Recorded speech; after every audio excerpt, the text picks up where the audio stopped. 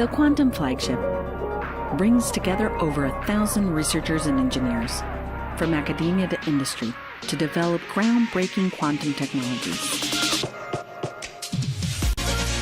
21 scientific projects and 5 pillars, beginning with basic science that pushes the frontiers of human knowledge, to quantum communication, which aims to protect sensitive data using quantum cryptography and achieve the most secure form of communication known, with the future goal of creating a quantum internet.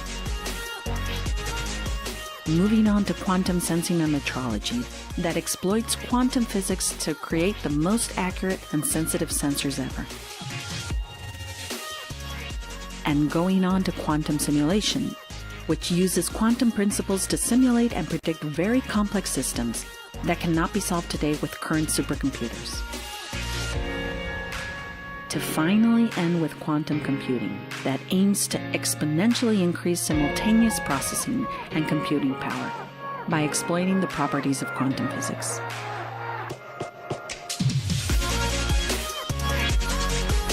Five pillars, 21 projects, 18 months.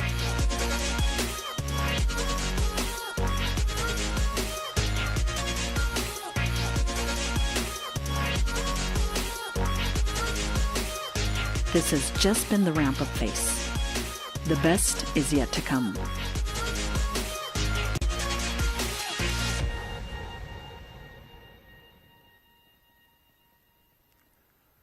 Welcome to the European Quantum Week opening event. My name is Marcus Wilkins. I'll be the moderator of this event today. You probably have expected Jennifer Baker, which was announced in the agenda, but we also got hit by Corona and she couldn't make it to the studios today. So I will guide you through the program today. I will guide you through the agenda and through the interesting guests we have today. So the European Quantum Week opening event is the first event of a series of events which we'll have over this week. Tomorrow and the day thereafter, the Quantum Flagship projects will give in-depth presentation about their progress. You learned in the introductory video about the European Quantum Flagship initiative. Then on Thursday, we'll have a use case workshop where we talk about what will be the first products to be in place, what could be, how could the technology be further evolved in order to bring it to the market. And on Friday, there will be the final event with Minister Karliczek. So, coming to today's event. So the event today is structured in 3 parts, basically. It will start with a fireside chat and a keynote, as well as interviews, and then we'll have a roundtable with some very honored guests. And in the end, we'll have an overview of the status of the Quantum Flagship initiatives in the different fields. So our guests, and we are very honored, starts with Nobel laureate Serge Haroche. Then we'll have from the policy side the directors Khalil Rouhana and also Herbert Seisel from the German BMBF.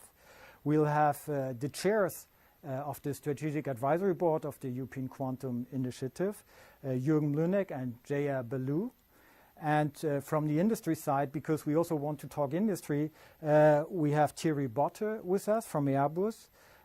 From the academia, we have Tommaso Callaco, who is chair of the Quantum Community Network and also director of quantum controls at the Forschungszentrum Jülich. Then we do have Thierry Deboucher with us from Thales. Thierry is the chair of the Science and Engineering Board of the Quantum Flagship Initiative. This is a board where all Quantum Flagship projects are involved, and the coordinators are part of this board. And we have Chiara and Jakob Schersen and Rainer Müller with us to talk about education. And last but not least, we have Philippe Chioma with us, who is talking about international cooperation with a guest from Canada even. We hope for a very interactive meeting with you. So you have 2 ways of interacting with us. We are using Slido. So first we would like to ask you to respond to a poll. We want to know who you are actually. So where are you coming from? And the second way also through Slido is please pose your questions to us. As I said, we have many interesting guests, and we would like to pose your questions to these guests. We have a roundtable later on. We have an interesting discussion with Jürgen Mlynek and J.R. Bellou, and later on the status report. So please be active and make this event a success. And now we are coming to our first guest. So we are very honored to have Professor Serge Haroche with us. Serge is one of the pioneers of quantum technologies in Europe, a French physicist who was awarded the Nobel Prize in 2012 for physics, jointly with David Wineland, for groundbreaking experimental methods that enable measuring and manipulation of individual quantum systems. Serge, we are glad to have you here. And I would like to pose some questions to you for our audience. So when did you first come into contact with quantum physics, and what fascinated you so much about the quantum technologies that you decided to pursue your career in this field? In fact, I came in contact with quantum physics, as you say, since the beginning of my career, a long time ago. When I did my PhD, I started working on what was called optical pumping, where we were studying the interaction of light with atoms. And to understand how light interacts with atoms, you need the laws of quantum physics. So I was immersed in quantum physics from the beginning. At that time, we were working, doing what is called basic science, blue sky research. We were driven by curiosity, and we did not have in mind any specific application, even if there were some application. For example, magnetometers were working along the principle of optical pumping. Things have changed a little bit 20 years later when we have become able to manipulate single quantum systems, to manipulate one atom, one photon, put them together and look at what happens. In these systems, we were able to demonstrate, to see directly the strange laws of quantum physics, the superposition principles, the fact that a quantum system can be in different states at once, like the famous Schrödinger cat, who is supposed to be dead and alive at the same time.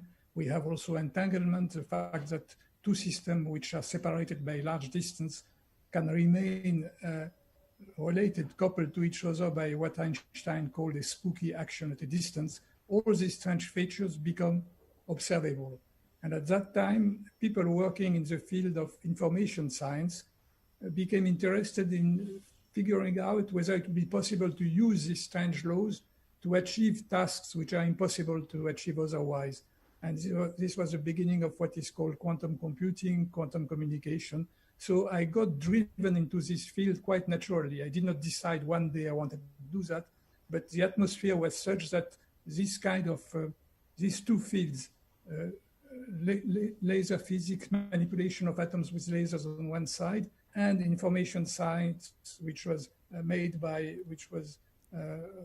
the field of theorists mainly, came together, and these two fields were stimulated by each other. It was a kind of pluridisciplinary research, and it was a very, very interesting time. So I got involved in that. I kept doing basic science, but at the same time, I kept an eye on possible applications, and and I have been working in this field since then. So you, I guess you never expected that quantum technologies would ever be so much in the focus of politics or economy, right? As it is today, it's a very hyped topic all around the world. And so how do you see that, and how do you see the future of quantum technologies? That's right. When I started getting involved in this field about 25 years ago, I had no idea of the importance this field would take, and the fact that it would become a very hot topic for politicians and for the general public also. But it was not the first time I was in such a situation. Let me come back again to the beginning of my career. Back in the 1960s, it was the time when the laser was invented. And at that time, I and my colleague were feeling that the laser would become very important for basic science. And indeed, a lot of basic science and great discoveries and breakthroughs have been achieved with the laser in basic science.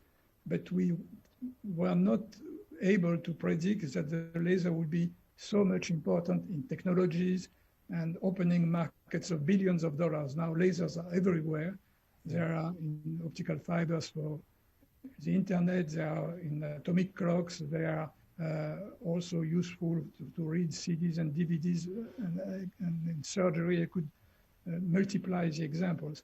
And the same thing might happen one day for the quantum technologies, which now are considered still are basic science, but will in the future lead to applications. What I want to stress is that there is a long delay between the basic discoveries and the possible applications. In the case of laser, it has taken decades. And also the reason why you need such a delay is that the application, the technology develops as the combination of breakthroughs coming from different areas. I can give you an example. For example, the MRI technology, which is being used now in all hospitals for research and for diagnosis, is coming from NMR, nuclear magnetic resonance, which was a basic research back in the 1940s, but it could become useful for application when computers have come to analyze the signals sent by the magnetic moments in our body. So you need to have the convergence between different technologies. And I guess the same thing will happen now. We are always thinking about specific application like the quantum computer, but many surprises can come by. And this is what makes this field fascinating. I am sure there will be a lot of interesting application for in quantum measurement, achieving much higher precision for measuring some quantities like measuring time or measuring electromagnetic fields. And there will be also breakthrough in communication. It's called quantum communication. There are many applications which are becoming mature now in this field. Not talking about the quantum computer, which remains rather far away and which demands a lot of new discoveries and new novel basic science which remains to be done. So talking about basic sciences, so scientists like you did some groundbreaking work in quantum physics. How would you assess the role of European science today in international comparison in quantum technologies? Where do we stand? Yes, I think Europe is a very important player in this field. Now, I don't need to recall the fact that, in fact, quantum physics was born in Europe. The great breakthroughs happened a century ago in a lot of European countries, in Germany, in the UK, in France, in Holland, in Denmark, in Austria, in Italy, and the great names in this field are well known from everybody, from Einstein to Bohr, Heisenberg, Schrödinger, Dirac, Fermi, De Broglie, and so on. So it was a field which was born in Europe. Now, 50 years later, when the quantum information started, then there was a competition between Europe, mainly between Europe and the United States. And the research was being carried out mainly in these two centers. There have been also some important activities in Canada, Japan, and Australia, but basically it was a center in Europe and a center in the United States. And you see that this is illustrated by the fact that many Nobel Prizes related to this field have been shared between European and American scientists. For instance, the prize for the laser cooling was given to French and to Americans. And there have been also sharing between an American and a German for the discovery of the invention of laser frequency combs, which play a very important role in atomic clocks, which is part of quantum information now. And myself, I have been lucky also very happy to share the prize with Dave Wine in the United States. So there is no question that Europe in basic science is very strong. Now there is a new player now. During the last 20 years, Southeast Asia has emerged as a very strong player with Singapore, Korea, Japan, and principally China. China is putting a huge amount of resources in this field, quantum computing, quantum communication, and they are making great progresses and they are very strong competitors. And it's clear that an isolated European country is not big enough to be able to compete successfully with these giants which are United States and China, really need to have a united Europe. And that's the reason why I strongly believe that the flagship, which is working now on quantum technology, is essential if we want Europe to be able to stay at the forefront of this competition. There is a last point I would like to stress is that China and United States are stronger than Europe in one area, which is the bridging the gap between academic research and the work done in private companies to develop applications. This is true. Of course, we know that the entrepreneurship in the United States is very strong. China is now very active in this field. Big companies in the States like Google, Microsoft, IBM, and in China like Alibaba and Huawei are putting a lot of money in this field. And so I think one important activity of the flagship would be to stimulate this kind of collaboration between the academia and private industries in Europe. Yeah, I think this is one of the aims of the flagship, to do that, to, let's say, make the industrial exploitation of this exciting technology and to pursue this in the next years to come. Serge, when you say Europe is still a strong player in basic science and quantum physics and quantum technologies, and so we all want to stay like that, obviously. So what would you say in simple words to a student why he or she should enter this field? So what could be gained there and still to be achieved also from a scientific point of view?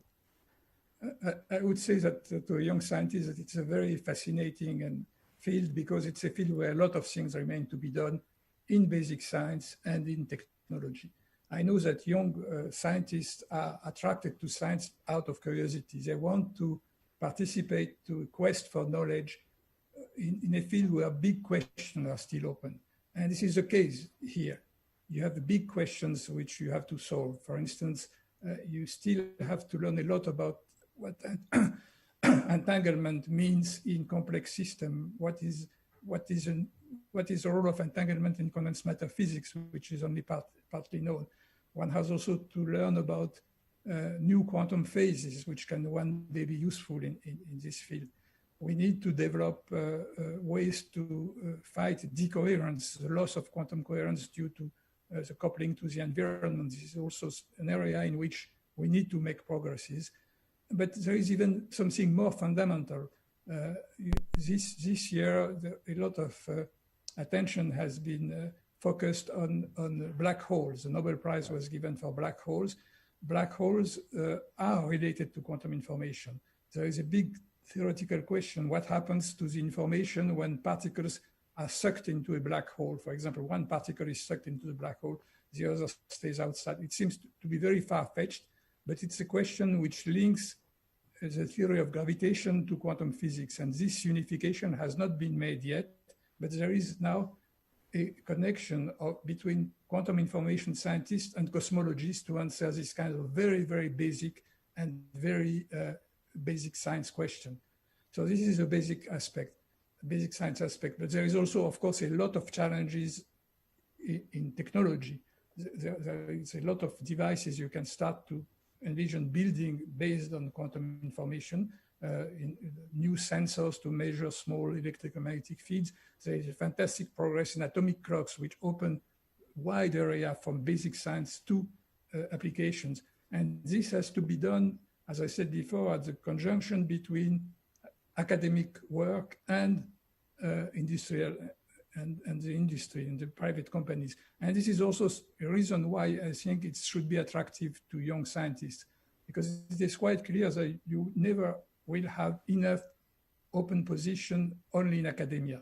Each PI is training tens of students, and it's quite clear that each of the students would not be able to get a position in the academic world. Right. Now, with the opening of so many positions in the private industry, it's a good path for a young scientist to start to make his PhD in a university or a research institute, maybe a postdoc, and then go into private industry, maybe open a startup, or maybe work in a company which develops this kind of research. And I quoted the name of these companies before.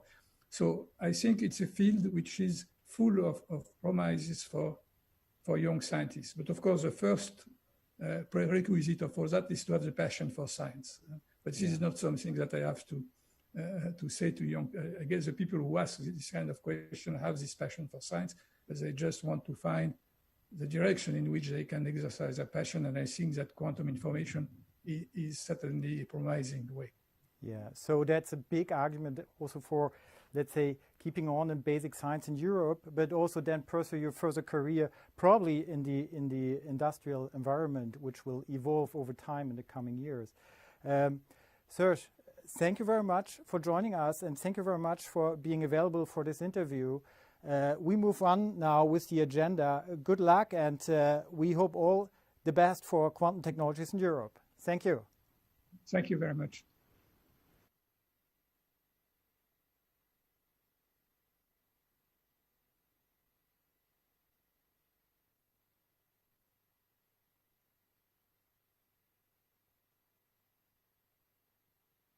Content and technology. So Khalil, at the moment, I would expect you to see you here. Yes, here you are. Hello, Khalil. Welcome. I learned it's a bank holiday actually today in Brussels, right? So even more, we're grateful that you are with us today and give your view and on the quantum technology subject. So we would like to ask you to share with us what you think the European Commission thinks, how we should move on with the quantum technologies. You have started the European Quantum Flagship initiative, right? So would you share it with us, please?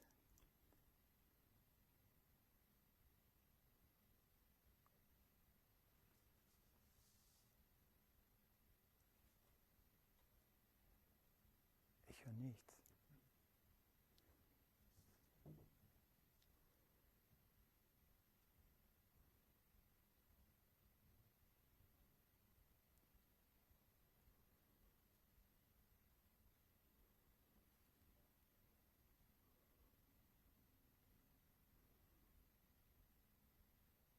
To enable us to contribute online. Our commitment to quantum technologies and its application is stronger than ever today. The EU commitment altogether. Yeah. And it is one of our key priorities for the digital, for our digital strategy. And as you know, today, ensuring a successful digital transition and ensuring the achievements of the Green Deal goals are the two key priorities of the Union. So digital transition is a priority, policy priority, and quantum technologies and their applications are priority within the digital agenda.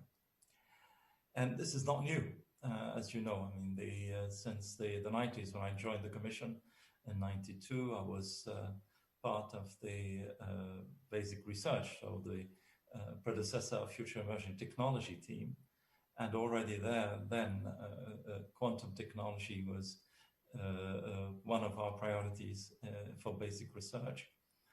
And since then, since the 90s, our investments in quantum technology has been growing systematically. It is based on Europe's strength in quantum physics, as you know, and we thought it's a technology that should be supported and nurtured. Investments were done more in the bottom up, and a lot of our projects in FET Open were around quantum technologies with the different strands. But then we started doing quantum flagship, quantum proactive initiatives with some focused investments on parts of the quantum technology. And in 2018, we launched, indeed, as Marcus said, a more focused investment on quantum technology through the Quantum Technology Flagship. And this is focused based on a strategic research agenda. And we thought that the technology is mature to go to more focused research, while when we explore technology areas, we go more for the open approach, which is more suitable. But now we continue the two. We still have investments in quantum coming through the open scheme in FET, and now it's in the EIC, but the Quantum Technology Flagship now is a more focused investment around the strategic research agenda. And we have put, with the first calls in October 2018, 150 million euro of investment that we put for the period 2018-2021 for the ramp-up phase of the quantum technology flagship.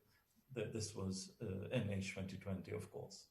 Now, in May 2020, we looked at the first projects that came out of this, and we have, in fact, 19 projects that came from this ramp-up phase. So you can see these are good-sized projects, 150 million, 19, so around 8 million euro on average per project, which is a very good size for, I would say, focused research and innovation.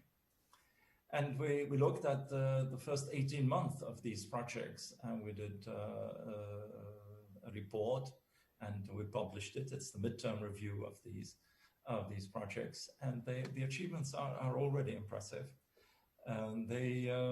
We see projects that cover the whole scope, and they go from new materials up to proof of concepts to push the technology readiness levels of the different strands into what could be applied and used.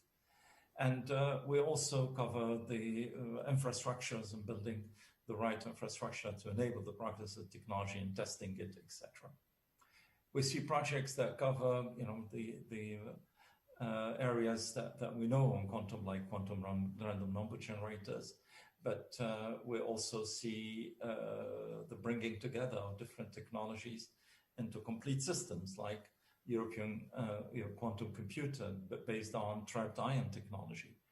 And we saw also that we're bringing demonstrators of quantum computers with 10 qubits already with this technology, which is really fairly new.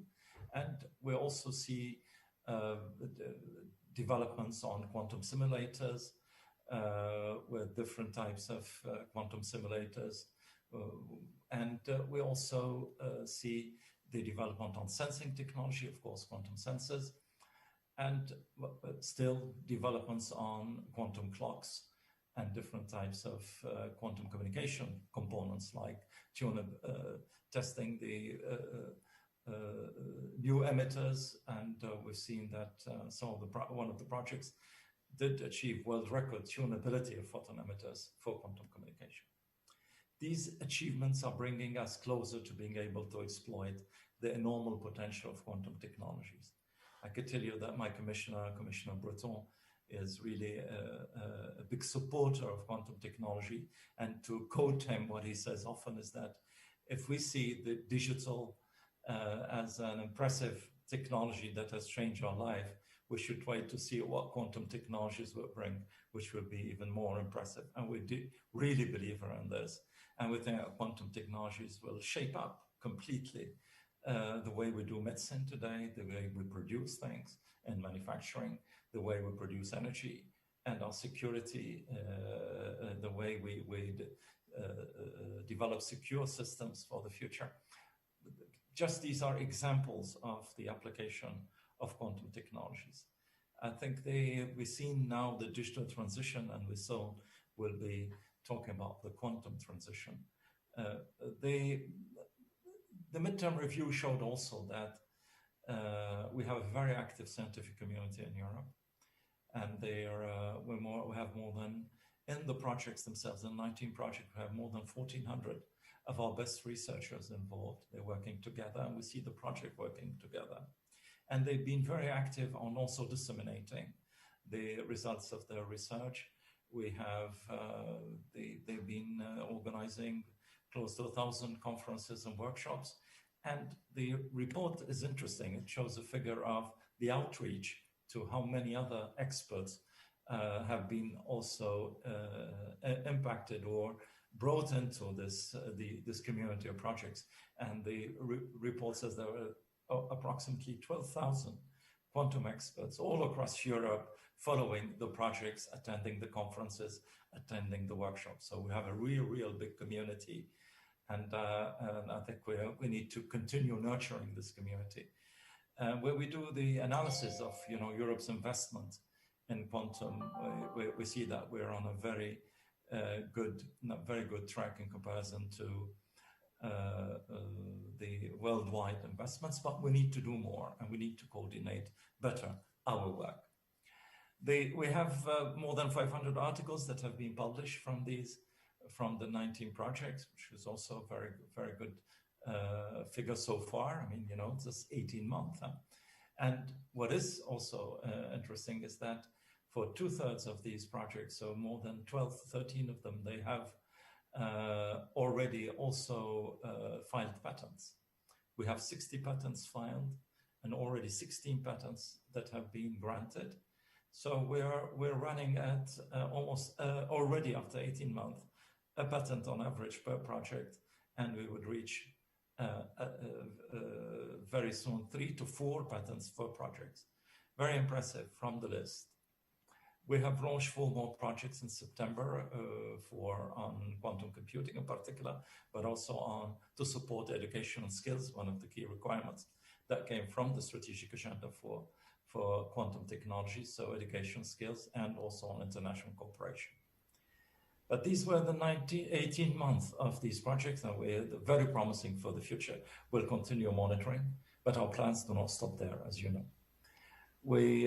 If you look at all the communication from Commission on digital strategy, on our digital strategy, be it from the President of the Commission, Mrs. von der Leyen, or the Vice President, Mrs. Vestager, or our Commissioner, as I mentioned before, Mr. Breton, you could see that the quantum appears systematically, our investment in quantum technology and its applications appears systematically in all the speeches.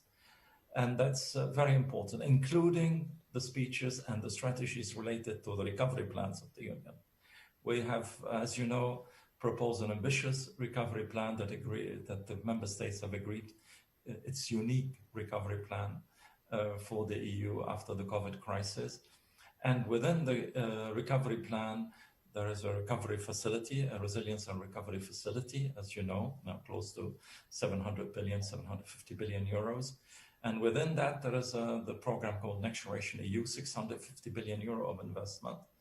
The member states agreed on the Commission proposal to devote 20% of that amount for the next 2 years on the digital transition. And if you look there, among the priorities, investments in quantum technology, this is one of them. It's a unique opportunity for us to beef up our capacity and our capacity in quantum technology, capacity, be it the research, innovation capacity, be it our testing, experimentation, and be it also the bringing together of the various research results into complete systems that can work. We're at the verge. I think that the next decade really will be the quantum decade in terms of applications as we see it already emerging from our projects. And therefore, it's really an opportunity. And, you know, I tell you this because I think we should seize this opportunity to beef up our capacity, use part of these 20%, that's close to 130 billion euro of investment, use part of it to support our quantum capacities, our knowledge capacities, our testing, experimentation, and the industrial ecosystem. This is what we proposed, and it is there, and we see the member states have endorsed the priorities proposed by the Commission. So it's the right moment now to push forward our European strategy for quantum technologies that we talked about last year in the same similar event. So tell you about, let me just remind you what is our strategy. We have 3 pillars. A first pillar, which is about completing and reinforcing our support to research excellence. It's absolutely necessary to have the right and the top level experts in quantum technology and reinforce our research innovation capacity. This is our investments in the quantum technology flagship, will be a key pillar of our 3-pillar strategy. Second one is about investing in ambitious quantum computing, communication, and sensing infrastructures. This is about building the necessary infrastructure, quantum computing, quantum communication, and quantum sensing infrastructures. And the third pillar is about the industrial ecosystem in Europe. That on quantum, we need a dynamic quantum industrial ecosystem in Europe. And that includes also the work on training, on skills, but also on standardization. that are important. There are three interlinked pillars, of course. If you don't have the knowledge, you have research capacity, you'll not be able to build up the infrastructure. You will buy them from somewhere else. And it would be very difficult to build in these high-tech areas an industrial ecosystem if you don't have the knowledge. And the three go hand in hand. What did we do on the research innovation agenda? What is it that we're doing? I'd already mentioned what we've done in the Quantum Flagship so far. So what are our plans for the next few years? What we have what we are planning for now under Horizon Europe, you know, the Horizon Europe is in the final decision stages, and I think we get now a clear picture of the budgets that we can put on research innovation on the Horizon Europe. And we're planning to invest close to 1 billion euro on the Quantum Technology Flagship, as we have announced when we launched this flagship. So we keep our promises. And we will focus with that investment on, as I said, our research excellence. So we continue the investments in the basic technology and basic research for quantum technology, be it for new repeaters, be it for for the quantum internet and how it will develop, or be it for new sensing technologies. We will continue that investment because we do think there are huge challenges that we need to address, of course, and that will continue. But we're also targeting to integrate the research results, as I mentioned, into complete systems, and to start testing and experimenting with these systems. Our target is to get a quantum computer with hundreds of qubits by 2025, and with built-in, for example, quantum error corrections. That's to be able to start, deploying implementing and testing the technology. We will also work on the quantum communication and support the integration into complete quantum communication systems with repeaters that can work over at least 500 kilometers. And we would like to have a quantum network node of at least 20 qubits. All this are targets in terms of what we can reach, and when it comes to integrating technology into complete systems. And we will support the development of advanced experimental and testing facilities in order to bridge the gap between the research and innovation and the exploitation of this. I think you need to test, experiment on large scale, and we hope that we will get RTOs and university labs to help us build up these large-scale testing and experimentation facilities. Khalil? That's on the research innovation and the testing and experimentation. Khalil, we're running a little bit out of time already. Yeah, I'm almost finished. The second pillar is investing in quantum technology infrastructures. And there, our plan is to put close to €1 billion in the infrastructure, in deploying quantum infrastructure, starting with quantum computers, be it autonomous or hybrid computers to start with. And this is under Euro HPC, where we have foreseen €300 million for these systems. And we have also the plan to build up a complete, secure quantum communication infrastructure under the EuroQCI, and we're happy that the member states have joined us in this initiative, where we plan to put close to €700 million.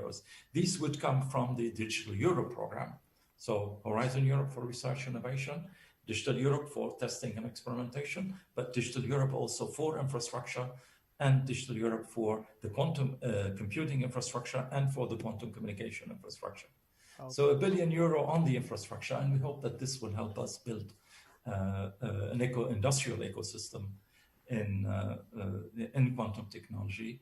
And this is our third pillar. And we're very happy to see that industry now is organizing itself around the Europe Quantum Industry Consortium. And I'm very pleased really to see the ongoing work on drafting a roadmap for industry in this field. Yeah. If we put our money, we would like the member states, if we put the money from the EU programs, I said 1 billion on research innovation, 1 billion on infrastructure. This is €2 billion. This is to be matched by the member states at least, and we're happy to see that member states are also developing their own quantum technology roadmaps, with Germany, €2 billion announced on this technology. We think that the budgets that we are putting from the EU side can be matched. Khalil, I think now I have to stop you, unfortunately. Thank you very much. This should lead us to a total investment of close to €8-9 billion in the next 7 years on quantum. Okay. This is a unique opportunity for Europe. I hope that with that we will be able to make this quantum transition a real success for Europe. Thank you very much. Thank you very much, Khalil. I think what is remarkable about the European Commission approach, at least from my point of view, is that it is so holistic. On the one hand, we do have the European Quantum Flagship, which is not only on research projects, but also on building up a community and also make the step from the, let's say, basic research part to the industrial exploitation. And then we do have the infrastructure measures, which should then help to go this way. So I think this is very remarkable, and we will have time to discuss that. I see we have received some questions via Slido.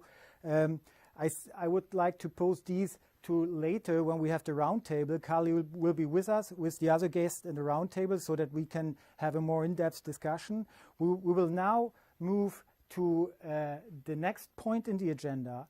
And Khalil, please stay with us then for the roundtable, which will start afterwards. And I would like to ask Jürgen Mlinek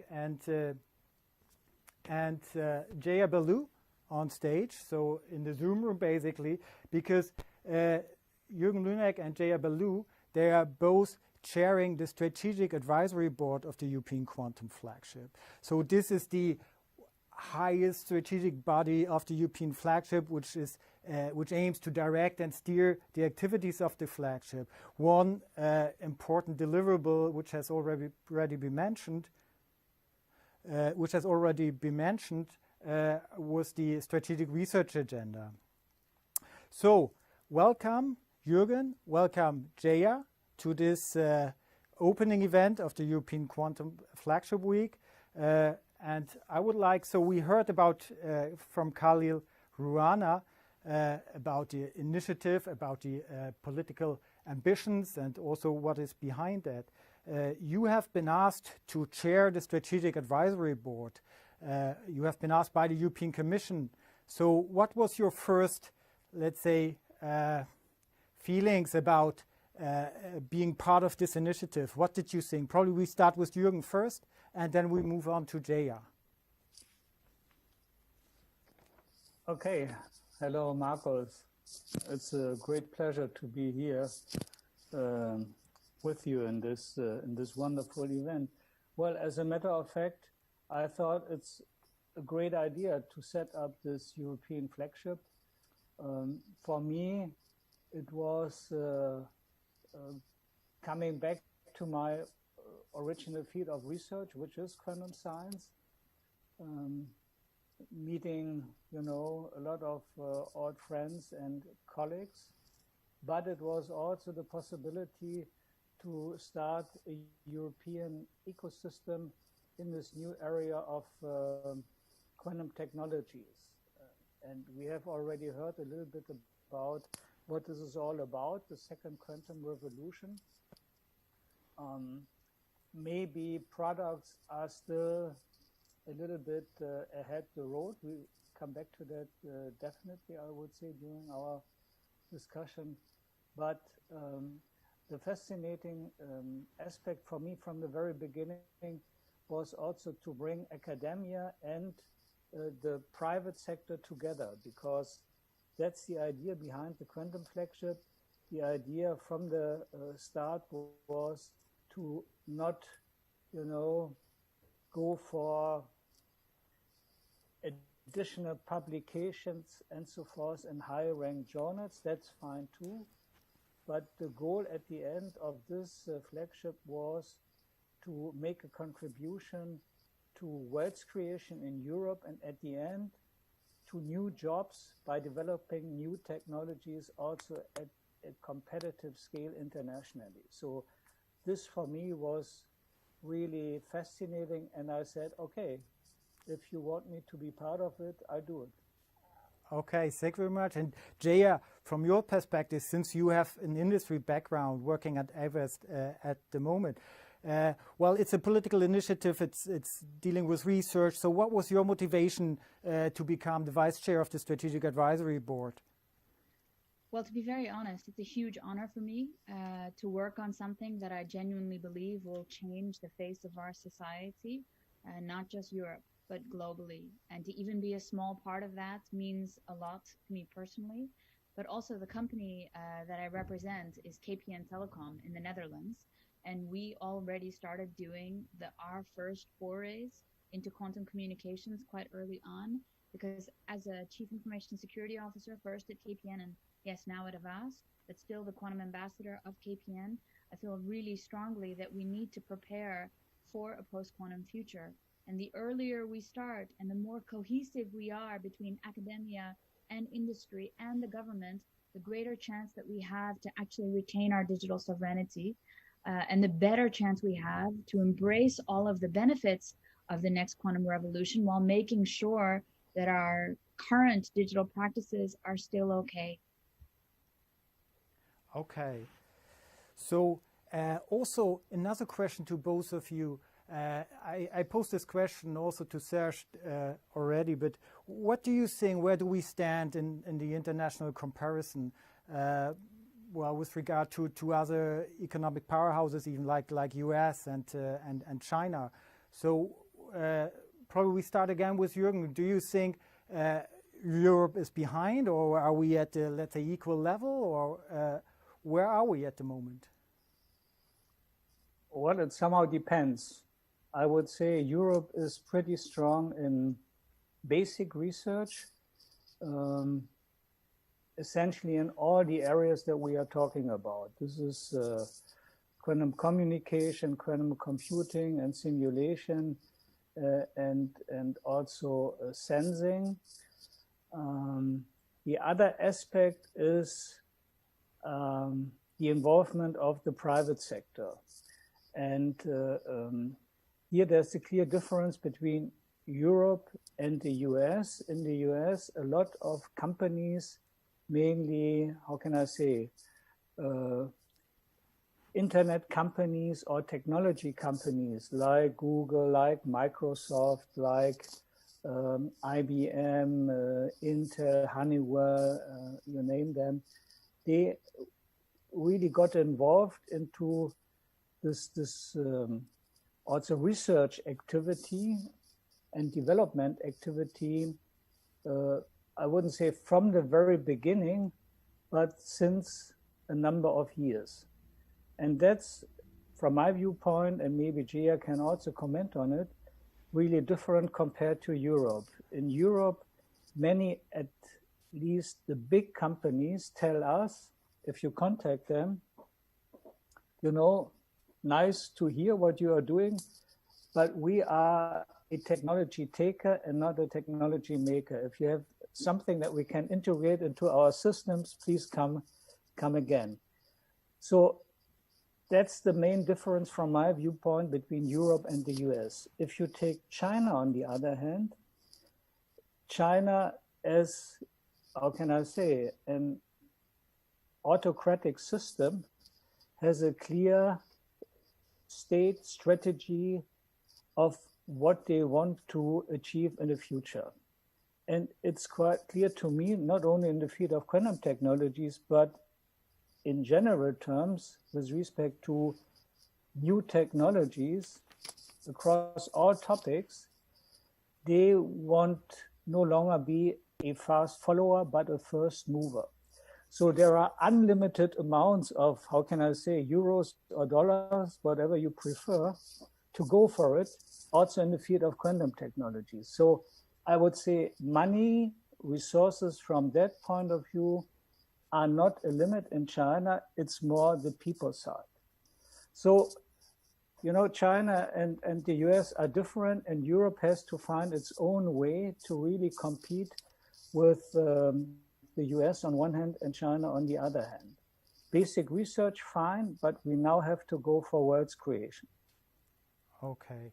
So Jaya, then a concrete question to you. What do you think, in which areas can we expect to take a leading role in quantum technologies? What would you think Europe is able to achieve there? So I first want to completely agree with everything that Jürgen said. This is, I mean, it echoes so clearly with my own experience in terms of companies that are, especially revenue constricted companies, being much more in the line of calling themselves even smart followers instead of risk-taking ventures that actually promote R&D. That being said, I thought that Khalil actually explained quite well how many successes we've already netted from the flagship in terms of initial developments and companies that are involved and the patents that were created. As for picking a clear winner in terms of one of the 4 pillars, I think that it's still too early to say that there's one that has been far overseeing the other. What I do want to say is we're already embracing some successes in communication and in sensing. But I think that for me personally, the area which I hope will actually take the leading charge will be computation, and that we actually see more success from Europe in that pillar than another. Okay, so here we are competing against big companies from the US, for instance. So when you look at the Quantum Flagship Initiative, I mean, between now and the ultimate goal we want to reach in the end, there are several steps in between, and we need to measure our progress. So how is this done? Could you give us an example from the point of view of the Strategic Advisory Board, how you can really monitor the success of this initiative? Yes, so it's very clearly what we did is we started creating a KPI framework. So we have super KPIs and then underlying KPIs that support those super KPIs. So you can imagine that we start first with talking about a sort of overall KPI framework for things that Jürgen also mentioned, for Europe's prosperity and jobs, for our digital autonomy and technological leadership, for our people. So actually making sure that our citizens can embrace everything that we produce in quantum technologies by actually having access and education to let them use it, but also for increasing cohesion and diversity with quantum technologies rather than increasing that divide. So we've created very specific goals per pillar. So for example, for computing, we want to have by 2030 a full stack, highly connected, high fidelity quantum computer of at least 1,000 qubits, north of 1,000 qubits preferably, exhibiting like scalable performance and capable of outperforming classical computers on real world use cases. And I'm only going to give you one example, but I believe that these types of KPIs, which we developed together with the academic and scientific community and the people working on projects, so with QCN and the Scientific Advisory Board, together with the Strategic Advisory Board under the leadership of Jürgen, we managed to create a set of goals. And again, it's not goals that are static. It's a living document, so we hope to continuously exceed our own expectations, but this is the minimum of what we are ambitioning, what we aim for Europe. Yeah, and so could we do better to engage the industry closer to what we're doing currently, or is there a way, or, well, where's the problem actually? I mean, we see the US moving forward for some areas with big companies. Is it just the let's say industry structure we have in Europe which is different and not so risk-taking, or is there something we could do about it, the policy could do about it, or I don't know? What do you think? I would say we need, as Europeans, we need a different approach here.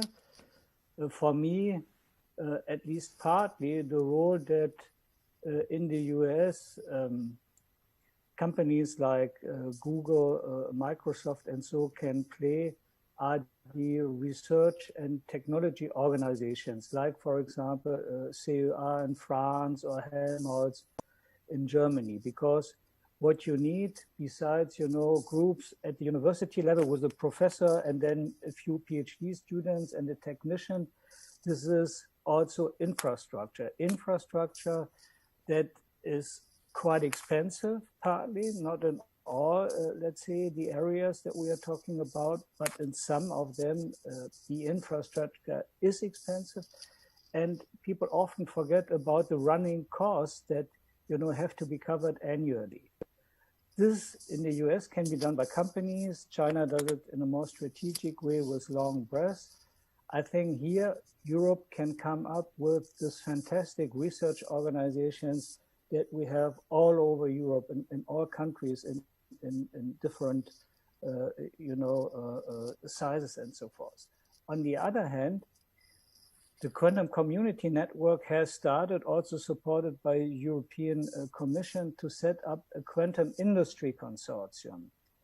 And here there was a first teleconference in mid-June, and nearly 300 participants joined, more than 200 companies, roughly 40 RTOs. And I think that can be really the backbone also of, let's say, a stronger industry involvement, because we are not talking about, let's say, companies that want to build a quantum computer, for example, or a quantum communication network, but also about enabling companies that produce cryogenics, that produce microwave amplifiers, lasers, fibers, modulators, and so forth. So when these industry really realize that in the future there might be business for them also in this context of quantum technologies, and that they have to be prepared, I think this would be already something. And here we are on a good track from my viewpoint. Okay, thank you very much. This brings me to the next and probably last question, and that is, well, in my view, it's a very thin line of overselling a topic and overhyping a topic and giving realistic expectations. So how could we, let's say, give the right balance to the topic, JR, so that that we're not in a few years from now, that people are not completely disappointed that a quantum computer is not there yet, right? Which is not very realistic from today's point of view. So how can we do that? I think this is a two-part thing. I think first of all is yes, there is hype, but as Jürgen mentioned, we really need a bit more community building and a bit more embracement from the industry in Europe to understand that this is a serious investment area. Because if they don't understand that, we won't meet our goals, and we will not be able to really effectively not only compete between Europe and the United States, we will fall behind. We will be left behind. So I think there is a delicate balance to balance that hype, and while at the same time still engender the enthusiasm of industry and investment and government. So what we need to do is continuously communicate what this technology is not. So you see a lot of companies adding quantum to their names, just like in the early days of blockchain, to try to engender some investment opportunity. We need to make sure that it's clear that there is still a little bit of snake oil that's in the mix, while communicating what it is very, very strongly and effectively, and what it actually brings us as a society. At the same time, I find it super important to think about the long-term perspective in order to engender that investment. So if we compare what we don't do compared to China and the United States, China puts it into their 5-year plan and has a very clear investment strategy that's also compelled by private companies also investing. If we are left with a sort of Moneyball-like strategy where we have to play statistical things because we have very intelligent researchers, we need to play this a bit smarter. So we need to continuously communicate and manage expectations, prevent the hype, but increase investment. Okay, thank you very much. This was actually also a question from Slido, how to improve private investment. With this, I think we are running out of time. I thank you very much for being with us. Jaya, you will stay with us in the roundtable, which will start after a short break. Jürgen, thank you very much for joining. I understand that you have other commitments today. So before we start with the break, I want to share with you the results of the first poll, and that's who is our audience today. So we see that, and this is also touching a little bit upon what we just said, we have academia, industry, interested public, and students, and we see that 40% are coming from academia, but 30% are also coming from industry, which I think is a very good sign.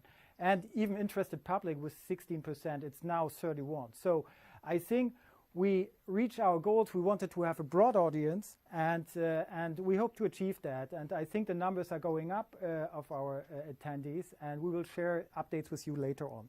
So with this, thank you very much. And to the audience, we'll have a short break now. Please grab a coffee, get something to drink, and we'll be back in 5 minutes. Okay, see you in 5 minutes then. Bye-bye.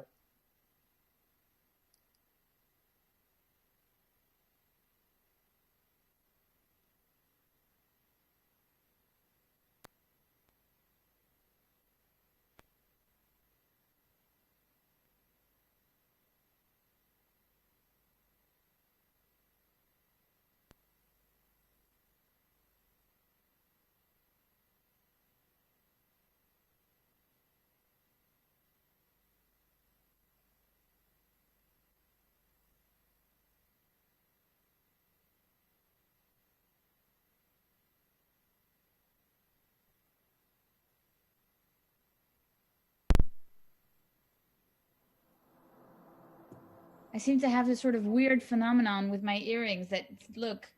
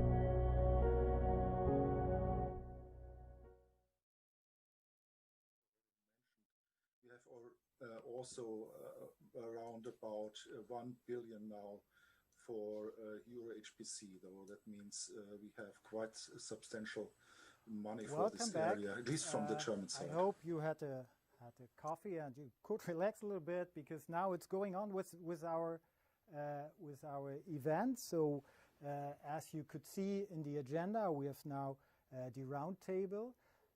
We do have Jaya Belou with us and Kali Rana, which you already have seen. And in addition, we have Herbert Seisel. So he's Deputy Director General Research for Technological Sovereignty and Innovation from the Federal Ministry of Education and Research in Germany. We do have Tommaso Calaco. He's the chair of the Quantum Flagship, Quantum Community Network, and also director at Forschungszentrum Jülich. And we do have Thierry Botte, who is head of Airbus Blue Sky and deputy head of the Central Research and Technology at Airbus.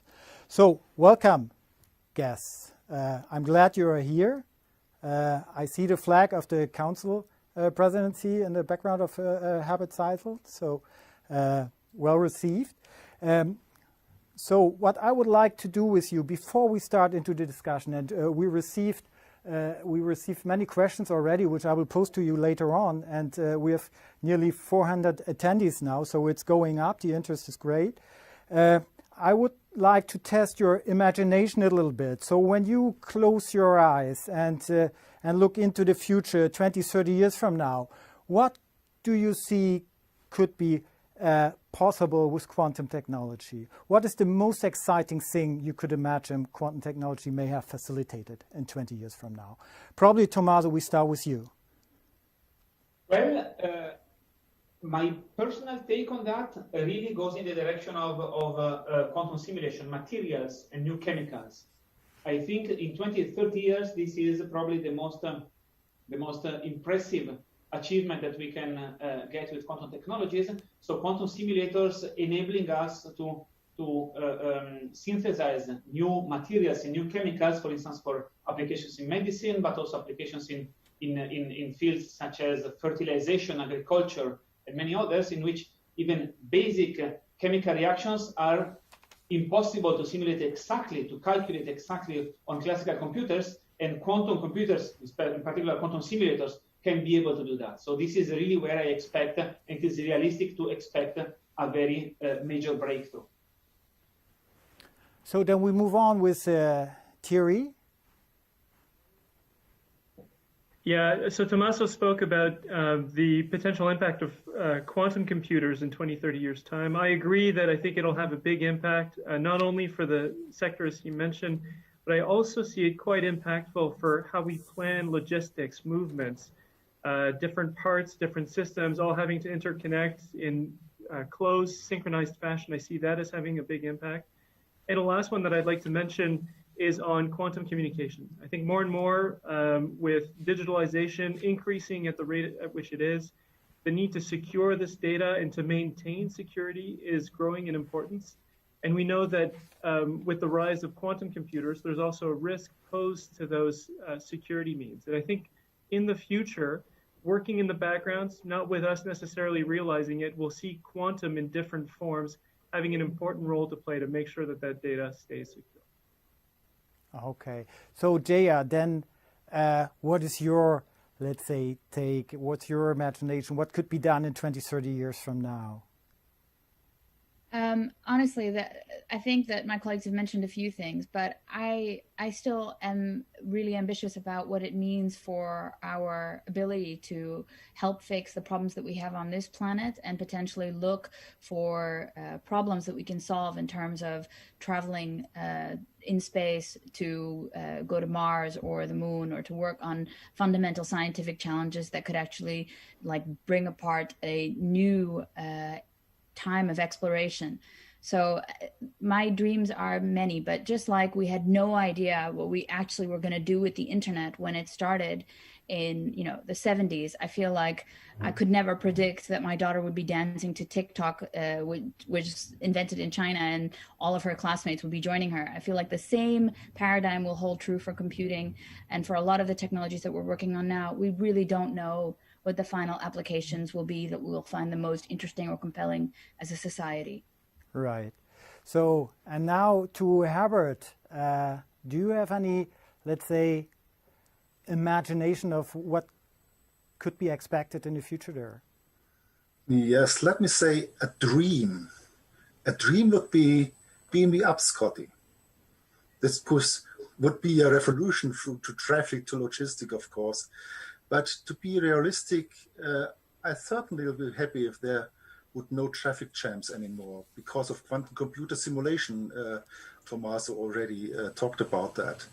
But at the end, I think quantum technologies have enormous potential, and not just in the computing area, also in the sensing area, of course, on satellites. Just imagine what can happen if you have a much better sensing systems on satellites, for example. So the spectrum of possible application is broad, from brain research, understanding of neurodegenerative diseases, to exploration of deposits, GPS-independent navigation and research in new pharmaceuticals. We have already heard that. But however, keep in mind, not every path we take will be successful. On the one hand, there will be applications that we are not even think about today, as Jaya said, but we have to see that we will have a lot of obstacles to solve in between. Sorry about that. Okay. Yes, okay. I think traffic flow to reduce the traffic jam, this would be, frankly, for me, a very good point. Thank you. Okay, and Khalil, you're in the unlucky situation to be the last one to be asked, right? So everybody already had the chance. Do you have any ideas or dreams that have not been mentioned yet? I think in 20, 30 years, what I would like is to be able, with quantum computing first, to address the unsolvable problems that we're facing today. And I think that the big advances could be in terms of digital twins of the humans that will enable us to accelerate treatment, understand better our whole health system, from healthy lifestyle to follow up on big diseases. I can imagine quantum computers enabling us to squeeze the clinical trials period. We're living through this every day, from the current 2 years to 3 years to a few weeks, like we did with high performance computing and simulation for design of cars and trains and planes. It should be able us to squeeze completely the time to design new drugs. I imagine a complete digital twin of the human that will enable us to test drugs, to understand all behavior, big changes that could happen, a big transformation in this. I would imagine also a digital twin of the Earth altogether, where we can model, simulate all the impacts of the environment, of our behavior on the environment, predict, design right policies to address the environmental challenges ahead of us. And I think quantum computing can enable us to do this. We follow the development. Herbert knows this, and Tommaso, and all the colleagues. And we followed how computers have enabled us to understand better all phenomena. And I think that on the health, medical, and the environmental modeling simulation would be big advancement that could come through quantum computers. Right. Same thing on quantum communication. I agree with Thierry on quantum communication. We'll be able to design ultra-safe, almost infinite bandwidth communication infrastructure with quantum communication in 20 to 30 years. I think we need to maintain that effort, really. The whole humanity could benefit from, in addition to all what we know on quantum technology and the potential applications. But there I see two big, really, step changes in simulation modeling, health, environment, and in communication. Right. Okay, thank you very much. So now we learned about your dreams and what we may or what we could expect from quantum technologies. The next question is obviously how to get there. And we already heard about the Quantum Flagship initiative by Khalil, and we also learned, Herbert, about the massive financing package of 2 billion, which was recently announced by the German government into quantum. Could you shed a little bit of light into that and what the German government is planning to do with this investment in quantum technologies? Yeah, thank you very much for this question. I think this is a very huge investment we are heading in front of us, and it's additional to that what we are already doing. You know that we already had a quantum program to that. And of course, I think this is a very important part because quantum technology is for us, for Germany, but also for Europe, a key technology. And supporting research, especially in these times, is essential to ensure a successful future. In our recovery plan, we have this aim, especially on quantum computing, to getting out of the crisis stronger than we are going in.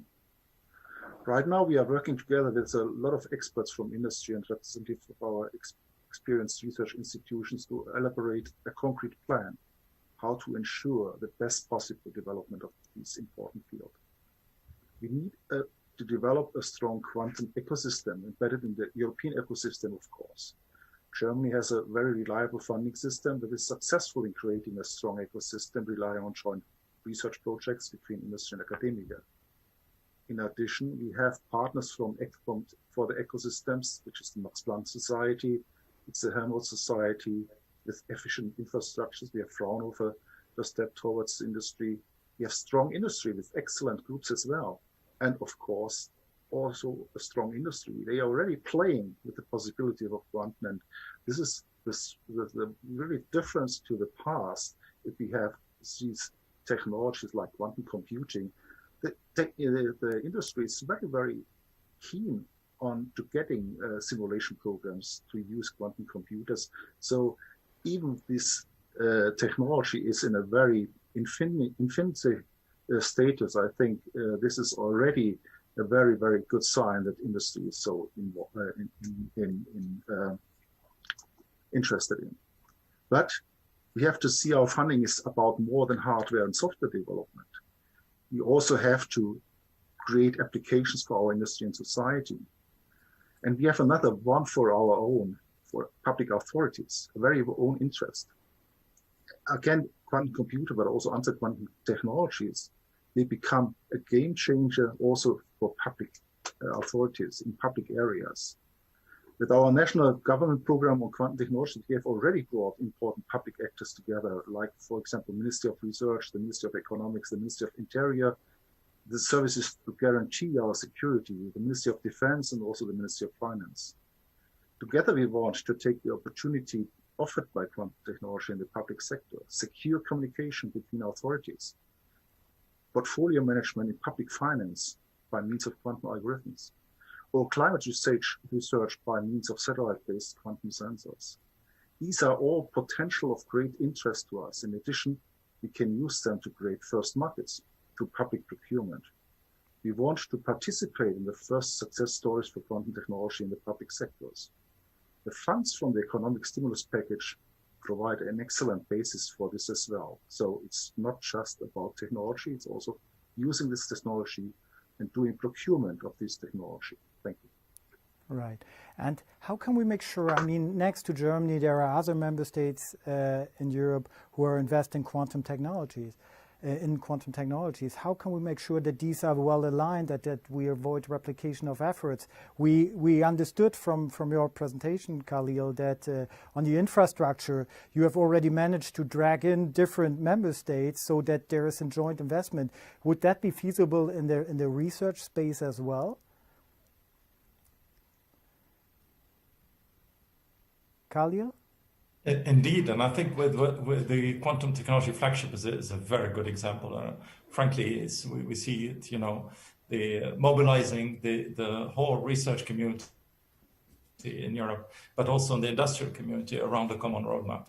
And that's, I think, the way forward. We know how important are the exchanges between researchers, how much time you can spare just by 15 minutes of discussion with colleagues, get an idea that you've been working on for ages. this collaboration is essential, and therefore what we have started with the flagship should continue and be maintained. We saw it, frankly. I saw that out of the 500 articles that were generated by the community, still, a lot of them come from the consortium, so from different teams working in the same consortium, but I saw that at least between 50 and 100 of them come from collaboration between projects. So the governance of this flagship is working well, and it should continue. I think it's the way forward. Europe's strength is in really the diversity and the networking between the communities. We have a huge wealth of thoughts, of knowledge in the different labs all around Europe. By bringing them together in a flagship like this, I think we achieve a lot in terms of coordination and higher impact of our research and development. Right, and I think we have one person with us who is really working on the ground to coordinate all the different research activities in the member states. So Tommaso, I think, could you just describe what you're doing with the Quantum Community Network, which you are chairing actually? Yes, there is a variety of activities that we are carrying out. One aspect which is complementary to the funding of the flagship, or actually supporting, is pooling together the national funding agencies. So we have now, we are in the second installment of an ERANET. It's a network, a project with the national funding agencies, which in the meantime is with 36 funding agencies from 30 member and associated states of the European Union. This shows that this topic is not just something top-down, which the Commission is imposing onto the others. Of course, the example of Germany with this very large investment shows it, but also in even much smaller member states, from Austria, which has a very strong, is small, but have very, very strong tradition scientifically, but also Hungary, in which the community is perhaps not yet so big, but there was a huge investment. I like to tease my government here in Germany by saying that Hungary invested a factor of infinite more than they did. Of course, this is not true, but in relative terms, the 11 millions they put over 5 years is a very, very remarkable amount of money for, the sort of spare budget that is for science in those countries. So we see this growing in many member states, and this is very important that this happens in synergy. Now, one top-down approach would be that the Commission says, this is what needs to happen, and then member states should obey. It will never work like this, because member states, they have their own priorities. They have their own scientific communities, their own industry communities.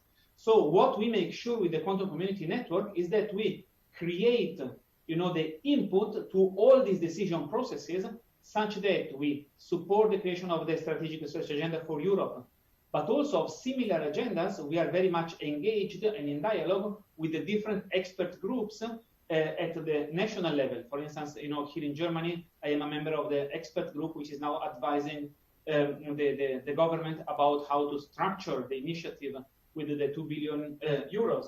And so the Quantum Community Network is essentially composed of people who run around, trying to connect all the dots and making sure that the strategy is the same, not because, someone has thought it, in a pyramidal way and then it gets distributed, but just because the strategy is the result of the common thinking, which is based on what Khalil said, this cooperation and exchange of ideas, and really we think together, and the strategic research agenda that we have at European level as well as national levels is a result of that. So the whole community is involved. This is why we call it the Quantum Community Network. It's about connecting the whole community in order to come up with a unified strategy. That's the main thing that we do. And of course, one thing that has been mentioned before is by Khalil in his speech, is the aspect of quantum industry. And maybe we can come back to that afterwards, because we are also taking the initiative to create a European quantum industry consortium from the side of the QCN. Right. Okay. Before we go into this, I would like to raise a question to Thierry. So we heard a lot about, let's say, the policy side, willing to invest. We heard about the research part. You're coming from Airbus, and Airbus is a European company, I would say.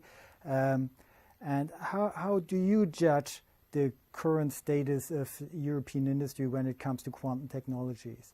Are they too shy, or do they need a certain push in order to invest? And or do you even think that, well, it will be through startups, and we need to increase the private investments, and we need to grow the startups? So usually the US is very strong in building up startups, but in Europe we have quite a number of startups in quantum technologies at the moment. So what do you think, what needs to be done, and where we are in comparison to the US and China when it comes to these smaller companies which are growing? Yeah. Thanks for the question. I'll try and unpack it by taking it from different vantage points. So the first one is a vantage point that is common to Airbus and many other large European enterprises. I think many of us are positioning ourselves in a way to be early adopters of quantum technologies. And on that front, when I ask the question, how are European large companies mobilizing themselves to try and be prepared for this quantum leap, this shift that is about to happen, especially on quantum computing and also on other ones, quantum communication. There's a big push at European level, EuroQCI. I would say overall, we are doing quite well. In comparison to the United States, in comparison as well to China and other parts of the world, I think there's a genuine appetite, and companies are being very, very attentive. The Quantum Flagship has played an important role in mobilizing that attention. Announcements that are taking place now, like the 2 billion euro from Germany and others, I think add to this. So this enthusiasm and this interest from end users is present. And I think on that front, I would say we're, as a continent, we're doing quite well. If I take it from a different perspective, the technology developers, those building quantum computers or being suppliers to those technologies, similarly for other quantum pillars like communication and sensing. There, I think Europe is indeed looking to build on incredible research. We've had a fantastic foundation here in Europe, and the flagship was intended to accelerate that. We're moving in the right direction. We're making big steps. Much of the first projects that were launched and pioneered, or rather sponsored by the flagship, have now reached their halfway point. We can see some of those transformations happening, and we I think are seeing the positive steps that we want to see.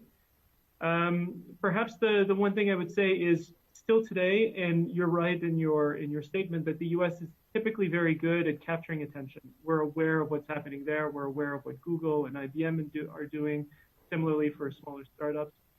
I think this is one area where Europe is still looking to work and looking to improve, to make sure that our companies, our young startups who are developing some cutting edge technologies are equally visible, equally seen in the United States and elsewhere in the world.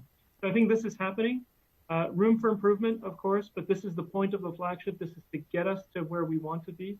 And I think it's exciting to stand where we are today and look ahead and just know that there's that push from all sorts, from end users like Airbus and others wanting to understand this technology, from the many startups that are pushing this technology, and also from various public bodies, the European Commission and individual member states, all wanting to push in the same direction and really see this capability coming in reality here in Europe.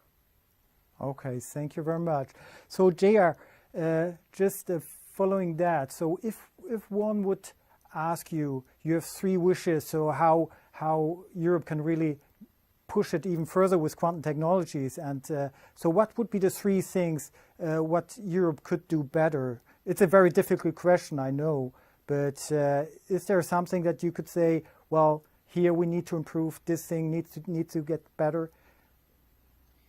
Well, we tried to capture some of those things, and I think I mentioned a bit of it before, but part of it is actually really having and embracing the long-term view and committing to it. Again, we talked about the fact that, we may not have the most money for quantum research and quantum development compared to the US or China, but we have some of the most amazing scientists and industry players in Europe, and we should make better use of that.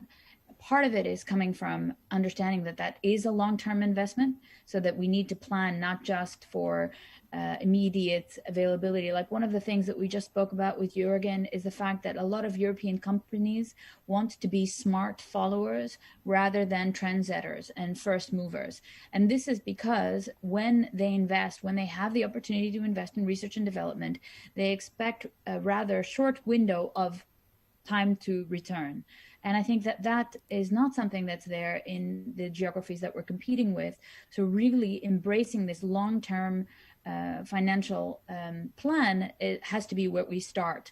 The second thing is understanding that when we do this, when we actually invest, we need to be bold about what it is we expect in response. Part of that comes from protecting that intellectual property, making sure it's generated by European companies and citizens, and keeping that advantage in Europe. That means resisting, again, potentially a short-term advantage by selling it to someone else. And to really have that view on the long-term digital sovereignty, it also means having fabrication and facilities, the entire supply chain, that we're capable of generating it and being completely independent as Europe, that we don't need to rely for that fab on any other geography. And that also requires additional investment and stimulus and continuous and rather rigorous follow-up to make sure that we are retaining that supply chain independence. Okay. So those would be my three things. Well, very clear.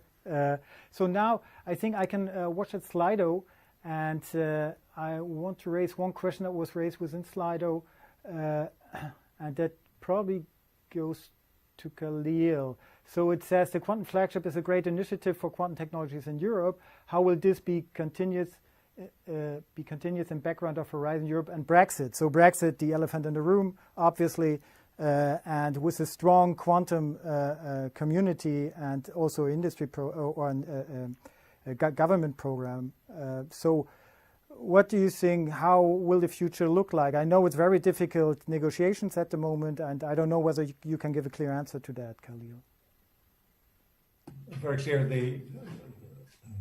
The Commission proposal on Horizon Europe indicates clearly that we will continue the financing of the Quantum Flagship, so it will be there. It will be continued. Today, we are looking at how to make sure that we support it with the right investments that we have promised.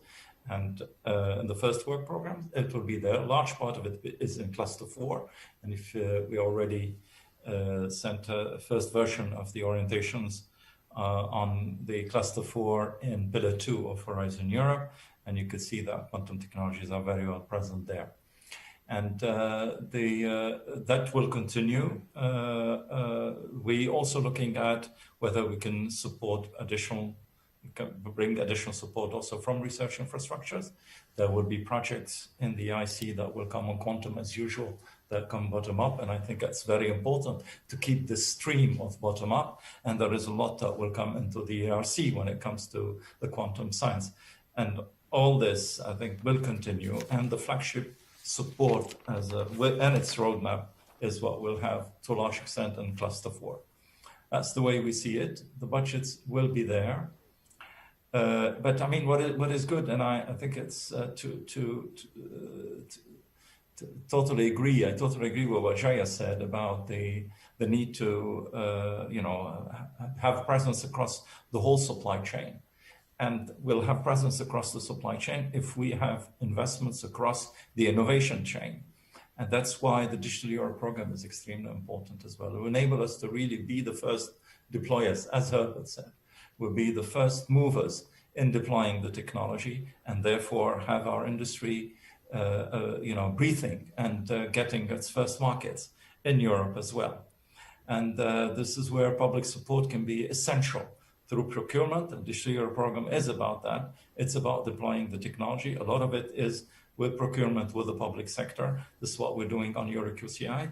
It's a big, the big project there, but also on quantum computing. Frankly, I would like us to have, as Thomas has said, to have, the flagships industry. I think Thierry mentioned it as well, to have our industry visible in our actions and our industry visible in integrating and deploying the technology as soon as it is ready for deployment. Digital Europe program enables us to do that as well. Okay. So we complement our work on research innovation that will do the basic research essential. Our excellence has to be maintained with innovation actions for testing, experimentation. Under Horizon Europe, we could do a lot of that. Under Digital Europe, we will take it even further. We move from testing, experimentation to first deployment, and this we can do. Yeah. Okay. Thank you very much. Just coming back to this topic, and you're always talking about industry and involving industry. So now we have, I would say, a movement in Europe where industry is getting its pact together and organizing itself. So, Tommaso, how do you see it? I think on the European level, things are starting to shape, and these things will be connected to the European infrastructure initiatives, I guess, and also to the Quantum Flagship. So, what status are we in at the moment? So, well, we are launching because, I mean, we started late. The United States already have, since 1.5 years, the QEDC, the Quantum Economy Development Consortium, and which, you know, already is encompassing more than 100 or 150 companies in the US working in quantum technologies. And for some time, there was no comparable movement in Europe. As you mentioned, now it is starting. So the Quantum Community Network has activated this. And so we had, of course, we were also slowed down by the Corona crisis. So we could only do a kickoff last June in a big teleconference with, you know, several hundred participants from more than 150 European companies, which are really interested and engaged. We have had a series of activities in different working groups on, you know, such topics as, you know, intellectual property, standards, training, as well as road mapping. As Khalil mentioned, yeah, we have put together an industry roadmap for the European quantum communication infrastructure, and we are going to deliver it to the Commission essentially in the next couple of weeks, in which we say, okay, now quantum communication technologies are out of the lab. We want to deploy them in order to create this secure backbone for Europe, but how do we produce them in the sufficient scale? What is needed to create this ecosystem? So this roadmap is what we have been working on very intensively, and we are going to deliver it soon. At the same time, we really need to have this structure in place and working. So, I mean, this morning I had one of the last teleconferences with our colleagues. So we already have statutes for this. We are going to found an association. We have to find out a few legal and fiscal aspects. But next week, on the 10th of November, we are going to have in the morning a big teleconference again, in which we will announce the progress, present the results of what has been achieved until now, and launch really a sign-up campaign for as many industries as possible, and we expect more than 100 to join in order to create this Europe-wide industry association. And of course, this is very much, you know, deeply linked, both with industry big and small. So we also have an SME chapter in that. We are also deeply linked with the national initiatives and user groups and interest groups, which are, you know, have been started in countries such as France, Germany, and others. And so essentially, we are trying to bring together, you know, the whole scene of European industry for the purpose of really supporting the flagship. It comes from the side of private initiative, so it's not a publicly funded initiative. It's not. It's just a private association which, you know, should serve the purpose of better networking, enabling better development of innovation at European level, as well as, of course, liaising with policy and advocating for what is needed to create a really productive European ecosystem. We have one chance, which is, unlike what happened with the web, it was created in Geneva at CERN inside a wonderful European cooperation for scientific purpose, and all the money was made, or almost all the money was made out of it in the US. So now we really want to come also from the private, from the entrepreneur side, in order to create the value here in Europe, so that the ideas that we developed lead to value creation also here and not just elsewhere. Okay, so Thierry, could you join in? I mean, you are an industry representative, and I guess you are also engaged in this initiative. So your point of view, is that now the right time, or is that already late? What do you think? Apologies. And I would generally agree with Tommaso that now is the right time to invest. Sorry, it was the wrong time to pose a question, obviously. Maybe if you can give me just a moment. Yeah, so then I put the question to you, Jaya. So engaging in a industry stakeholder group in order to push the topic forward, do you think that the timing is right now? So is the industry willing to stand by and push the topic further? I think finding the right time is a very critical thing in this area. I agree, but I think it's the issue of when do you if you can push industry, I think the question is when do you push them? And I'm very much a fan of letting industry step up themselves, because it is going to be part of a longer term plan. So embracing a roadmap that they then establish themselves, and then understanding which opportunities can be acted upon now while retaining the knowledge and expertise in Europe is super important. I see that Thierry's back, and I want to give him a chance to answer his own question. Yeah, finally got the throat cleared. Okay. No, I think how Jaya started aligns with my thoughts as well. Now is the right time to set this up. There's a need to have an industry-wide discussion and mobilization on this topic. It was mentioned before that we want to secure here in Europe the full chain of value when it comes to enabling quantum technology. And to do that, you need to have such a group where you can exchange and discuss matter. And it's also a group through which we can provide the necessary visibility to European champions and to European achievements. I mentioned it in my previous remark that I think this is one area where Europe is still looking to try and improve and make a better, bigger mark globally. And I think that such an organization, such a consortium, is an important tool to enable that, to really make sure that we can bring visibility, share broadly the capabilities that we have here and the advancements that we're doing here. Right. Okay, thank you very much. So probably another question to you, Herbert. So you have heard now that at the European scale, the industry is just, well, coming closer and closer together to establish an industry association. Would you expect, as a national policymaker, that this happens at the national level as well, or would you be okay with working together with the European Industry Association? I mean, it's very early stage, obviously, but what is your experience here? And your probably not only experience, but what would you like to see? I think at the end of the day, because we have to have European technology sovereignty in the area of quantum technology, I think we have to work together, and therefore I would be glad if we could have really, even with the German companies, European industry association.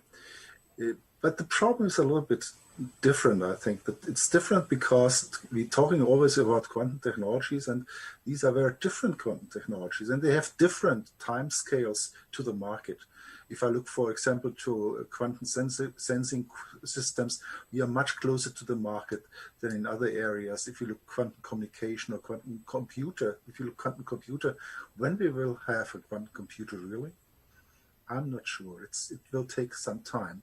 And we have to have also different instruments to go there. For example, in the quantum sensing area, we have already very good acting companies. They have to be just to catch up the technology, and that's what we have to look as well. That's the people. It's all about people. Where we get these people trained in quantum technologies. I think this is a very important issue, and this is what industry needs, I think. So we will have different roadmaps. For example, we just right now trying to creating a roadmap for the quantum computer, and there we have asked our researchers and also the researchers from industry to try to set up such a roadmap, how we can get to a quantum computer and European quantum computer. And I think this is an activity we could join in the European activities, where we have a roadmap developed, which then has to go on the European level. And this cannot be just a German roadmap. I'm rather sure, because if you look to quantum computing, there are so much different technologies needed that you have to have Europe join together here. So again, to your question, yes, I see, first of all, that I would like that the German industry would join the European level. But of course, we need also for our own instruments, the German industry associations, especially in the area, what we have to do in the education system, for example. The education systems are quite different in Europe, I think. Thank you. Yeah, thank you very much. And I would like to take up this point on education. I think this is, and we'll get some further information in the last part of our event today on the CSA on education by Chiara. But I would like to pose it to Tommaso. So what I think we all agree that we may see a bottleneck in skilling a sufficient number of people in quantum technology. So what can the academia do in order to overcome this problem? And then afterwards, I would like to pose it to Khalil as well, and then to industry. So that, because this is an issue which is affecting all of us, I think, on all levels. So starting with Tommaso. Absolutely.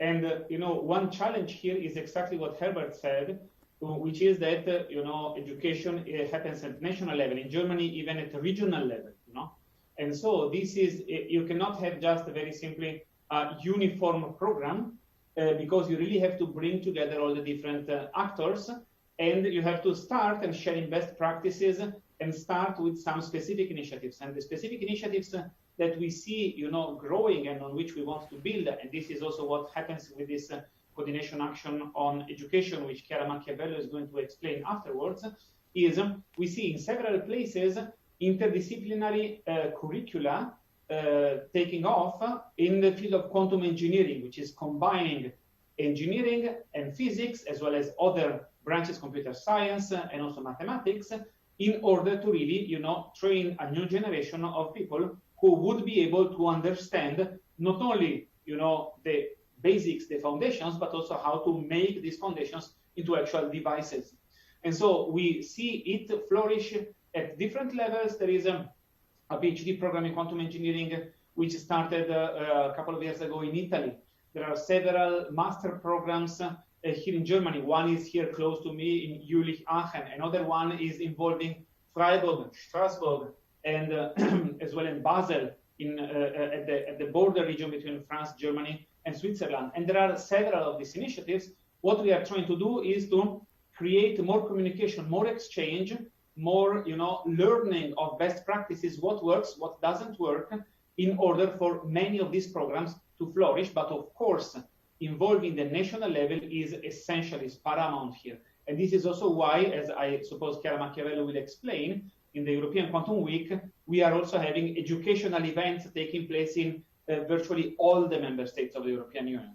So this is more challenging, but it is a necessary step that we have to do if we want really to make this ecosystem grow throughout Europe.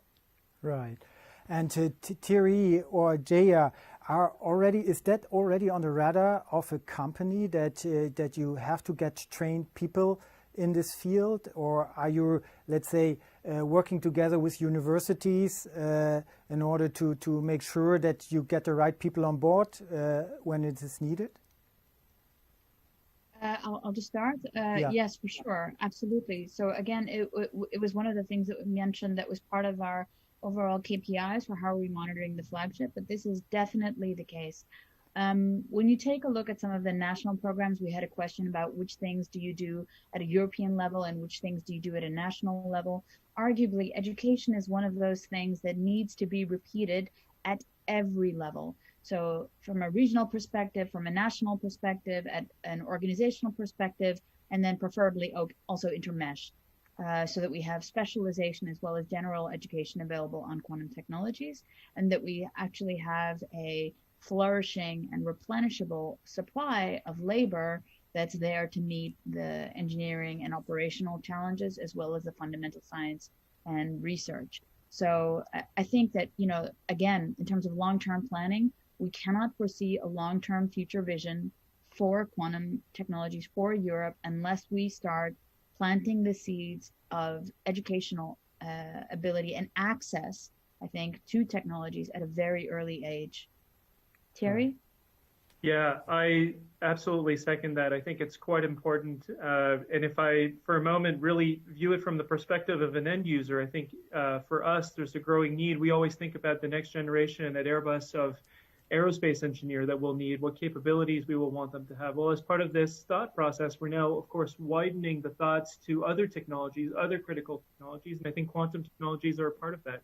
We want to make sure that we can secure a new generation of engineers who arrive, who might not, this is important also to perhaps state, it's not just individuals who have completed extensive PhD track degrees, but also engineers, people who come in even with technical skills, but having been to some extent exposed to quantum technologies and to quantum mechanics and the new characteristics that they bring about, be it for communication or be it for computing or sensing, and to come in with that knowledge already in mind enables all companies like Airbus and others to be able to gain even more familiarity and basically positions themselves in an even stronger position to then absorb a new quantum computer or a new quantum algorithm or a new communication device that leverages one of those quantum capabilities. Right. And so a question to you now, Khalil. Will there be a European program on education in quantum technologies? Is that a thing you're looking into it, or is that, or you take it more broader? I mean, you had in the past very successful programs in education programs, I must say, next to others. Thank you, Marcus. You know, education, higher education are the competences of member states to a large extent. I mean, this is really national competence. What we can do at European level are three things. First, we can create the framework for knowledge sharing, for planning, for piloting and testing. And this is where the CSA, as Thomas mentioned, can be very, very important, with the various pilots that the CSA is aiming at. And it could help us help identify what else needs to be done in terms of higher education, but also in terms of school education when it comes to quantum technology. And also addresses the multidisciplinarity issue. So we can foster and support knowledge sharing, common planning, and piloting and testing. And this we can do. That's one thing that I think is CSA, and I'm very happy with the way it is, shaping up. So we'll be able to support more of that in the future. The second thing we can do is indeed with by prioritizing certain technologies in our education programs. So we do support for education programs. And there is now a new opportunity that is arising under the Digital Europe program, where we have foreseen close to 100 million euro per year on advanced, we call training on advanced technologies. And part of them is advanced computing and advanced communication for cybersecurity or for, high performance computing. And there I could imagine we're currently, the big investments will be in what we call cooperation in master courses. And I see that the CSA is tackling this, where we're looking for master courses that are developed in common between different universities and higher education institutes in order to share resources, to share equipment. You don't need to make the students today travel. They can, remotely get access to common resources, but also shared professors, be it online or, professors moving, and creating a common set of knowledge, pool of knowledge that grows and becomes, becomes sufficient for training the best researchers, the best students, and to prepare for future researchers. Oh. So that's something we can do in the Digital Europe program. It is there, 100 million. The first calls will come now, and I hope that we'll get some proposals for cooperation and the development of master courses.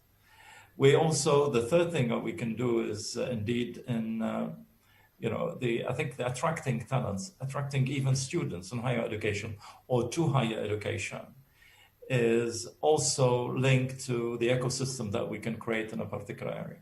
Our young people are not stupid, they know. They are our researchers and our engineers. They when they select, they look at the ecosystem and what is developing in Europe. Where are the opportunities? And if we create a dynamic ecosystem of research, innovation, business development, and organic and dynamic business environment around quantum, we will attract the best talents and we'll keep them in Europe. And this is essential. I think if we don't have the third ingredient, I think we will be developing, we will have engineers, but they go elsewhere, as we've seen in all other areas. I think so the ecosystem is important, and this is where we can intervene.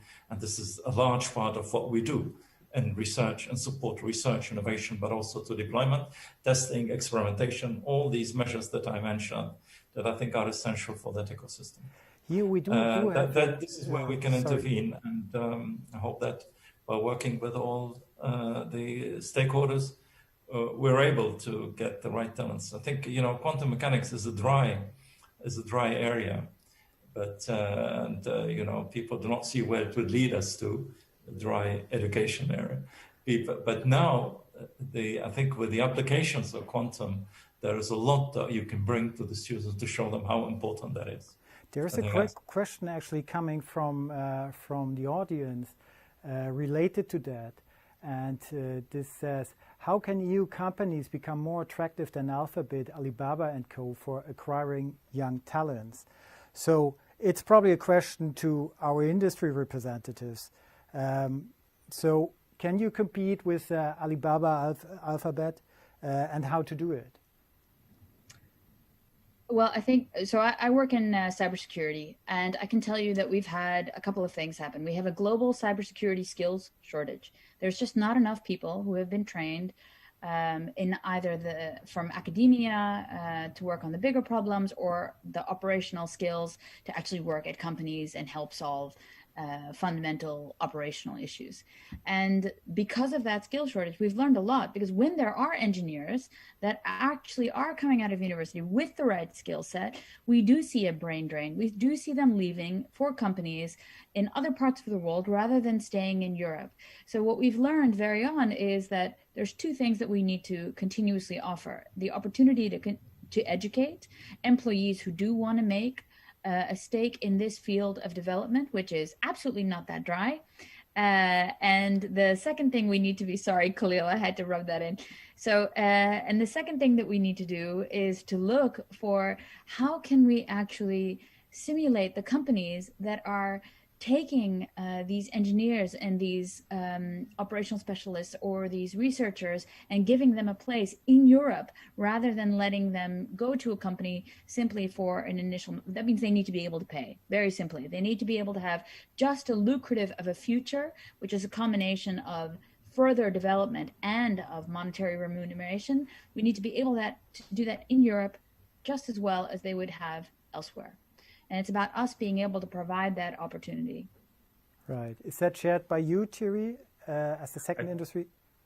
I think Jaya said it quite well. Those points are very valid. I will say this, Google today is very well known, but go back 20, 25 years, it was a young startup itself, growing in California, attracting what was then some young, excited talents, trying to make a big name for themselves in what was also an emerging area, right? The internet was just starting. So I think that we fit right now, when it comes to quantum technologies, we're in a bit of that same boat. We're at the beginnings of what could be an extremely, not just could, but will be an extremely exciting area. And I think that we're well positioned to try and attract the talents. Jaya mentioned some of the key ingredients that will need to be there to secure them and get them here. And ultimately, it's to offer them not only those remuneration and those career paths something that is exciting, that captivates them and really engages them on a personal, deep level. And I think that this is also something that Europe is well positioned to do. We know this continent to be one of the strongest voices when it comes to, say, sustainability. And sustainability for many of us, and especially the younger generation, is an extremely important topic. Trying to leverage those characteristics is going to help solidify the overall landscape and attracting this talent. And this is where I think we as a continent, as the European Union, I think stand a chance to having a big role. But at the same time, there is competition out there, lots of work ahead. So we have to keep pushing to really make this place top choice for most of those skilled. Okay, thank you very much. So our time is over. I thank you very much for participating in this roundtable. I think it was a very interesting discussion. I hope the audience also enjoyed it very much. We are now switching to the third part of our event, and there we will go into the Quantum Flagship project, and we'll touch upon several different aspects. First, of course, foremost and most important, the topic on the research and innovation projects that are currently running. Then, and as we just have heard, the education, and as a third part, which has not been so much gone into detail in the discussion so far, is international cooperation. So stay tuned. We'll be back at the 2:15, I think, and grab your coffee or sandwich, and we'll be back soon. Okay, bye-bye. Thank you so much, dear colleagues. Bye-bye. I just want to say something.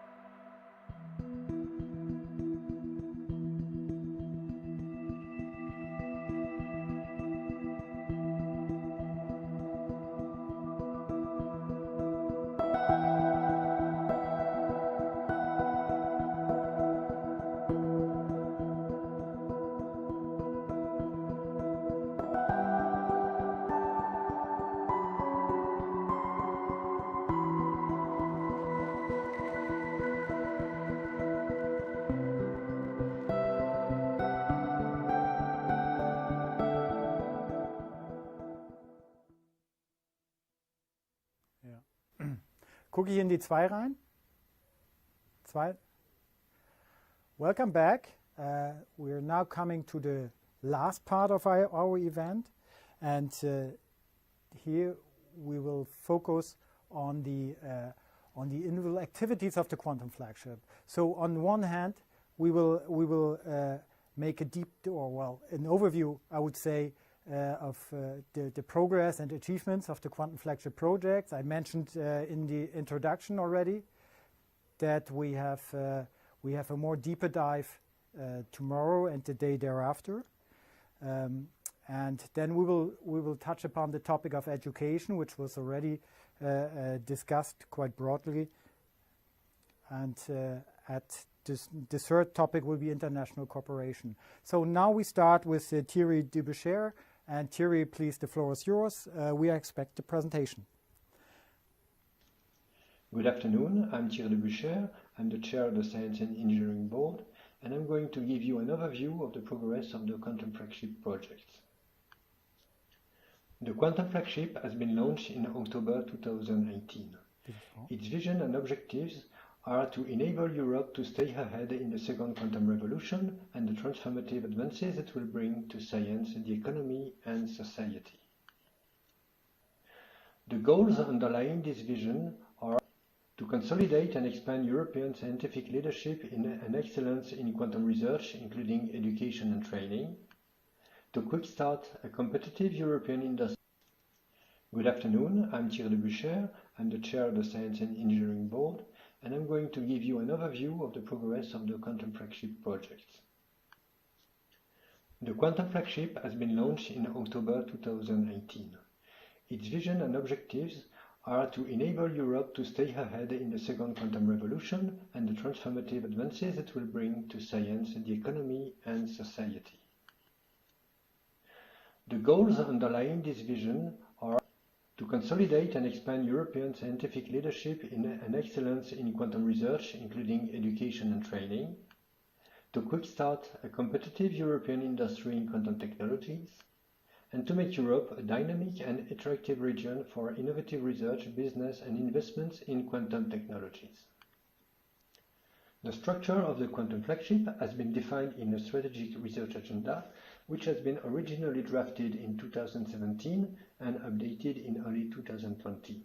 There are 4 pillars, which are communication, computation, simulation, sensing and metrology, which rely on the basis of basic science, and there are 3 transversal activities, which are engineering and control, software theory, education and training, which benefit to all pillars. A roadmap has also been produced, which defines the different phases of the flagship, and we are now in the ramp-up phase, which will last until 2022. The governance structure of the Quantum Flagship is given by the following scheme. The decision-making bodies are the Board of Founders and the European Commission. The Strategic Advisory Board, SAB, is a group of independent high-level quantum experts which set the direction of the flagship and monitors its overall progress. The Science and Engineering Board, SEB, gathers the project coordinators and representatives of the Quantera projects. Its role is to coordinate the project activities. Then there is the Quantum Community Network, QCN, which is made of high-profile representatives of EU member states and associated countries, and which represent the European quantum community. 20 projects are being funded in the ramp-up phase. They gather 236 organizations and 1,400 scientists. There are 77 privately owned companies, including 23 startups. There are 103 universities and 56 research organizations. 4 projects are being funded in communication, 2 projects in simulation, 4 projects in sensing and metrology, 2 projects in computing, 7 projects in basic science, and there is 1 coordination and support action. In quantum communication, 2 projects are developing quantum key distribution. CIVIC is investigating continuous variable quantum key distribution technologies and how to integrate this into emerging telecommunication networks. Unicorn is developing advanced component systems for quantum communication in areas such as quantum random number generation, quantum key distribution systems, and quantum networks. QRange is developing quantum random number generators. It has specified, modeled, and validated construction technologies for 3 different types of quantum random number generators for many applications, in particular cryptography, games, and quantum simulation. Then Kia is developing the quantum internet. It has achieved breakthroughs toward high efficiency and multiplex quantum memories technologies, enabling storage of quantum information, quantum key distribution, digital signatures, and secure cloud computing. In computing, 2 technologies are investigated. Trapped ions, which is investigated by Action. They have developed a proof of concept for building a scalable European quantum computer based on trapped ion technology. They have performed the assembly of a quantum computer demonstrator with 10 qubits and a demonstration of an operational prototype of racked 50 qubits. The other technique is superconducting qubits. It is investigated by OpenSuperQ. They have achieved a fidelity of above 99% for 2 qubit gates, assembled a 7 qubit machine, and ramped up a computing laboratory based on superconducting qubit technology. In simulation, Pasquance has developed the next generation of atomic-based programmable quantum simulators with 100 atoms in tweezer arrays, 50 ions in an ion trap, 20 Rydberg atoms in arrays. They also have identified use cases and developed validation methods. COMS has made progress towards a first demonstration that quantum simulation can be useful for optimizing real devices such as quantum cascade lasers. In sensing, 2 projects are exploiting gas of atoms. Maximal has made advances in quantum metrology and sensing through MEMS and microelectromechanical systems technology, using 5 different types of sensors as well as innovative integration and packaging technologies. IQ Clock has made progress towards the next generation of integrated and compact optical quantum clocks, which are 100 more stable than standard microwave atomic clocks commercially available today. The other field is solid-state spins. Asterix has progressed towards the development of quantum sensors based on NV centers in diamond for room temperature devices applications, for example, in the automotive industry or the medical instrumentation.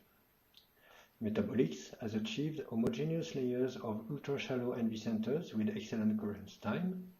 It has improved the polarization efficiency, which leads to a 7-time improvement of imaging sensitivity. In basic science, the projects are exploring the science underlying all quantum technologies.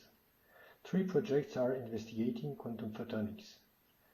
2D SIPC has discovered a multitude of novel 2D optoelectronics materials, achieved world record tunability of photon emitters for quantum communication, developed new single photon detectors, and integrated them into photonic circuits compatible with industrial systems. FOG has made progress towards the fabrication of compact and tangled photon-based light sources, photon guns, for photonic applications and imagery, for example, super-resolution microscopy. S2QUIP has performed advanced nanofabrication of 2D materials to enable reconfiguration of photonic circuits using MEMS microelectromechanical systems for low power consumption. 2 projects are investigating microwave for quantum technology. MicroQC has developed and implemented high-fidelity conditional quantum gates with microwave-driven ions that are highly robust against various error sources. QMIX made progress towards real-life applications of propagating quantum microwaves used for communication, microwave quantum key distribution, free space quantum microwaves, and quantum radar and sensing. In quantum simulation, Focus has made progress towards the development of different types of photonic platforms for quantum simulations with a theoretical framework useful for other platforms.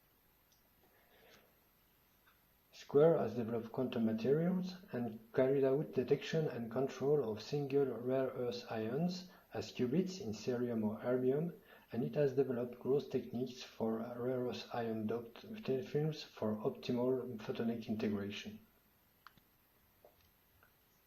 The coordination of the flagship activities is performed by QFlag, The role of QFlag is to foster a community of quantum stakeholders in Europe and to link the flagship activities to national quantum programs. It also supports the efficient governance of the flagship and monitors its progress and coordinates the update of its strategic agenda. It has played a major role in publicizing the work of the flagship both in the scientific community and to the general public. A major goal of the Science and Engineering Board is to bring synergies between the projects of the quantum technology flagship. As you can see from this picture, there are already many collaborations that are ongoing between the projects, and there are also many other potential collaborations. These collaborations can have various forms. For example, the projects can share similar approaches and methods. 2D SIPC and S2QIP actively communicate and discuss their similar approach to the engineering of active quantum components based on 2D materials and integrated those into photonic circuits. They can use the results of other projects. Civic, QRange, and Unicorn will use QRange fast quantum random number generators specifically tailored for CV protocols and will evaluate squeeze light sources and transimpedance amplifiers from Unicorn. They can have common partners among the consortia. For example, Asterix and Metabolics have several partners in common, as both projects exploit NV centers in diamond and technologies for sensing, which leads to strong synergy without redundancy. There are synergy possibilities to be further explored. 2D SIPC, Kia, Unicorn, QMix, OpenSuperQ are considering to exploit the quantum devices, photonic circuits and detectors developed by 2D SIPC for their own project. Finally, there are synergies beyond the quantum technology flagship. Asterix has several synergies with Cantera projects such as Microsense, Nanospin and QMagine on diamond and silicon carbide material. Several QMix partners are involved in Quantera projects, such as the QCOS project to develop codes or with the project QuantHelp. The projects have already produced an important outcome. The groundwork for a pan-European ecosystem that will enable a world-leading quantum technology industry in Europe has been laid. The projects have published over 500 articles, while another 160 articles are currently under review. 50 of these published articles were the results of collaboration between 2 or more flagship projects. 2/3 of the flagship projects have filed at least one patent application so far, generating 60 applications altogether. 16 patents have already been granted. The project contributed to expanding and uniting Europe's quantum community. They had strong participation to the kickoff in Vienna in October 2018, to the EQDC conference in Grenoble in March 2019, to the flagship event in Helsinki in October 2019. They attended more than 1,000 conferences and workshops. They organized events attended by more than 12,000 quantum experts. They are also actively involved in other quantum programs in Europe, such as the Quantera AeroNet program, with 35 stakeholders, and national programs with 133 stakeholders. In conclusion, the projects are progressing towards the common goals for the application areas and the fundamental science domain as well. The projects in the 4 research and innovation domains have made progress in the specification, modeling and validation of construction technologies, development of integration methodologies, and advancements of already existing quantum technologies. The basic science projects have made many discoveries that will potentially be of great use in application areas. There is a close collaboration between the SAB, the SCB and the QCN, in particular for defining the strategic research agenda and to participate to the definition of the key performance indicators. Many synergies between the projects have been developed. In the next 18 months, greater progress can be expected, supported by increased collaboration between the projects. Thank you very much for your attention. So, thank you very much, Thierry, for your presentation. We have Thierry now with us, and I would like to raise again the possibility to the audience that you can interact with us by posing questions to it. Thierry is here to answer these questions, and We already received some. But before we start this, I have a personal question, which I haven't warned you about this theory beforehand, but I'm just daring to pose it.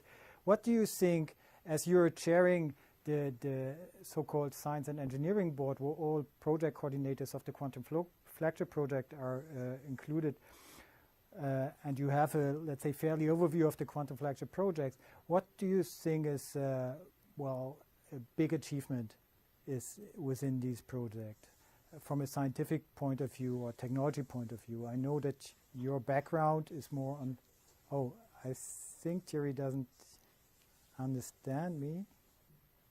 Thierry, are you with us?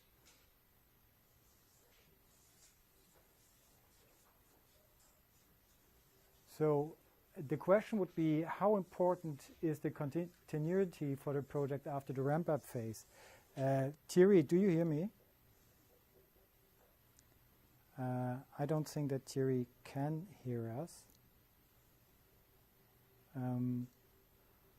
Wait a second. Probably he can see me. So he's waiting for the questions, but obviously he cannot hear the questions. So, I'm a question to my team. So how do we move on from here?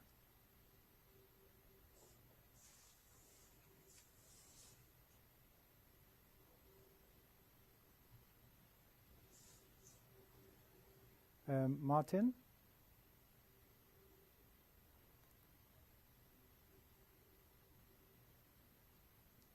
So then I would suggest that we fix the problem with Thierry, and we move to the next presentation, which is on education, actually. And here we do have Chiara Machiavello from the University of Padua, Jacob Schersen from Aarhus University, and Rainer Müller from Technical University Braunschweig. And they are all involved in a European project, a CSA project on education, and I would suggest that we're having this presentation now, and that we come then back to Thierry in order to raise some questions with regard to the Strategic Science and Engineering Board. So a question to my team: can we now have the presentation on education?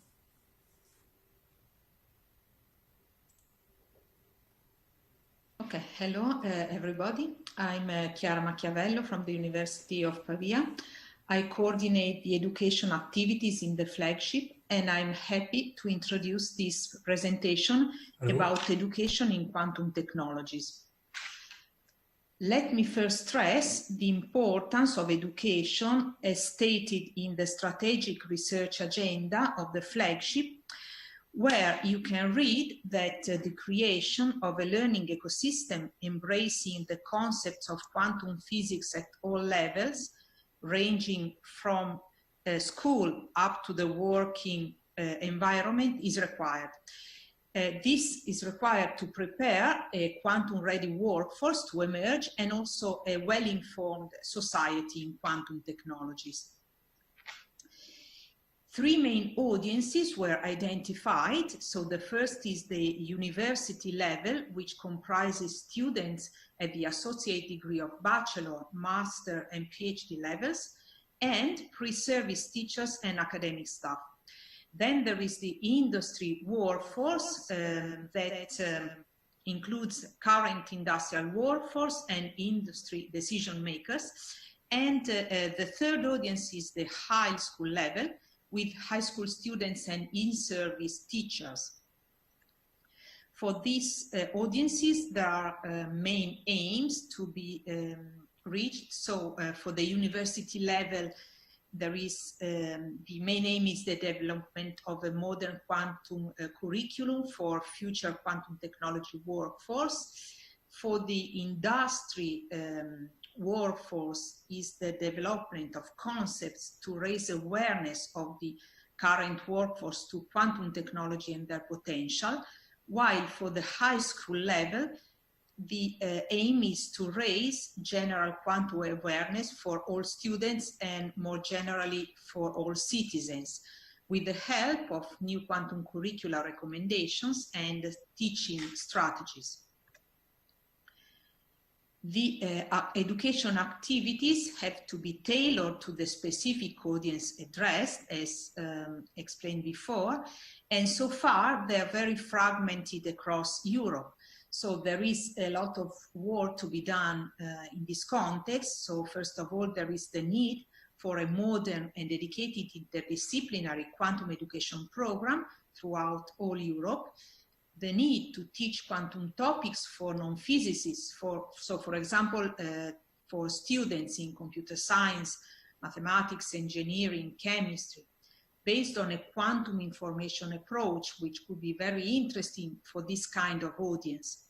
And then there is the need to identify specific requirements for professionals and current workforce.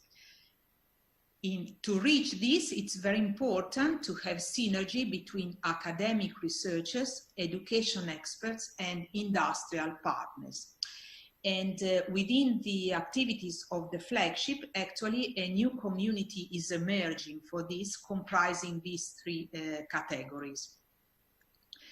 Let me mention two initiatives that have been promoted and organized within this European Quantum Week. And the first is an education initiative aimed at secondary school students and the general public, which consists in a 1-hour interactive virtual lecture introducing quantum science and technology. This will be delivered in the native language in each country that participates to this initiative. You can see here an example of a flyer that was distributed to the school in each country. And we are very happy that more than 20 countries have been involved in this initiative. So these lectures will be delivered in each of these participating countries along this week. The other one is the Quantum Future Academy. This is a 1-week education initiative for master students. This has been transformed from previous bilateral editions where only France and Germany were involved to really a pan-European level. In the end, we had 29 countries participating in this. Unfortunately, due to the pandemic emergency, the full in-person event has been postponed to next year, while in this week there is just a reduced virtual program. Let me stress that these two education initiatives are actually excellent examples of inclusiveness and cooperation among European countries. There will be much more to be organized in the near future, in particular in the plans of the new coordination and support action in quantum education, which will be presented by my colleagues right now. Hello, everyone. Chiara just mentioned to you the necessity of establishing a quantum-ready workforce and a quantum-aware general public in the coming decade. My name is Jacob Schössen from Aarhus University, and I will describe to you now the concrete initiatives in the newly formed QT Edu Consult Coordination and Support Action, of which I am one of 4 PIs. QT Edu was established in September 2020 and is planned to run for 2 years and has 3 main objectives. One of them is to establish the community and support initiatives, collecting together all relevant stakeholders, so that is from academia, from industry and education. And when we're talking about education, we explicitly refer to both the practitioners, so that we can collect together a comprehensive landscape of initiatives that have been tried out across Europe, but also very importantly, the quantum education research community, so that we can build all future initiatives on established and well-validated methodologies. Then we will establish a number of pan-European pilots in order to start the process of collecting together synergies between the different stakeholders who are already active in the area. And finally, through this community building, we hope to structure and facilitate a bottom-up construction of a roadmap to the pan-European workforce. I'll now go through the 4 main work packages of QT Edu. The first one is building the quantum education community with the goal to facilitate the formation of dedicated community networks involving all key stakeholders, as I mentioned before. The first task of that will be to establish 5 topical working groups, each of them open to access to everyone. The first one with quantum technology education and outreach initiatives in primary and secondary schools. The second one, QT educational initiatives in higher education. Then lifelong learning and workforce training in QT, and educational research to uncover knowledge of best practices. And finally, in working group 5, gender and minority equity and support within these educational initiatives. In addition to these 5 working groups, we will have a strategic education agenda working group that will inform and advise all QT Edu activities. And finally, throughout this formation of a network formation, we will facilitate the formulation of a roadmap to the establishment of the pan-European workforce. In work package 2, which is the infrastructure service, the goal is to give a structured overview of the QT education community efforts that aims to decrease the barrier of entry for new members setting up related initiatives across Europe. And the online platform will involve a large portfolio of different elements, such as Masters in Science programs and tracks on QT, companies that are ready to host students, material from various different settings, empirical evaluation instruments and partner database for upcoming applications, and outreach and school curriculum components. In work package 3, we aim to create a competence framework that maps out the landscape of possible capabilities in quantum technologies. Rainer will talk much more about that in a couple of minutes. And then in work package 4, we will create and coordinate 5 pilot programs, each facilitating pan-European synergies between established efforts. The 5 will be multidisciplinary master in quantum technology, multidisciplinary minor in quantum technology, industry initiatives and retraining, and then learning material for secondary schools and outreach and engagement.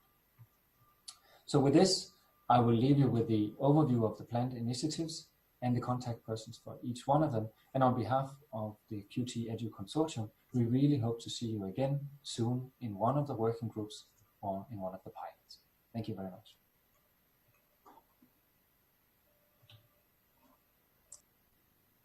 Hello everybody, I'm Rainer Müller from the Technische Universität Braunschweig, and I'm a member of the QT Edu Consortium, which is responsible for the coordination of education within the Quantum Flagship.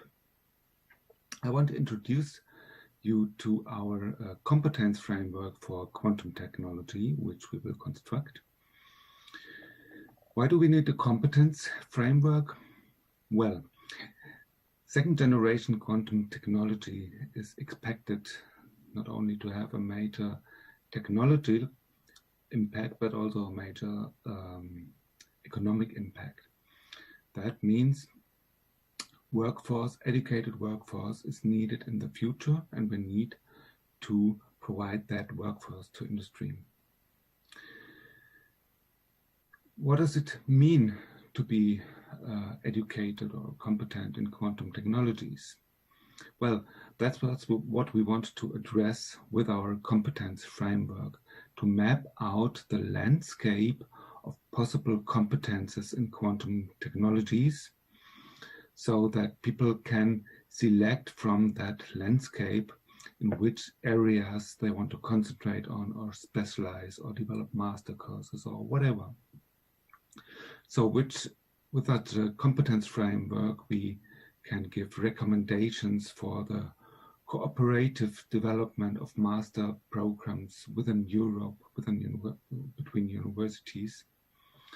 We can also use it for constructing certificates for the training of industry workforce, which will be needed if we try to give further training to industry workforce who are already in the job.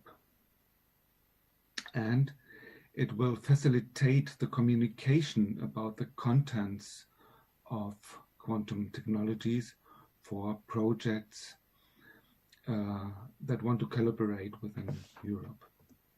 How does a competence framework look like?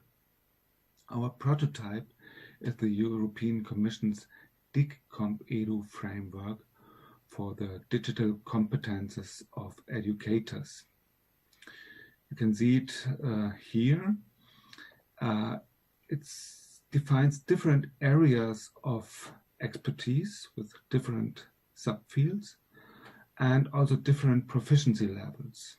So this is what we have to do for quantum technologies right now. How do we do that? We do it with a Delphi study. A Delphi study is a special method for collecting community input from expert of a particular field. So you can imagine it as a kind of needs analysis. You ask the experts what competences are needed, and you do it in a special way. The Delphi study consists of 3 rounds, 1 pilot and 2 main rounds.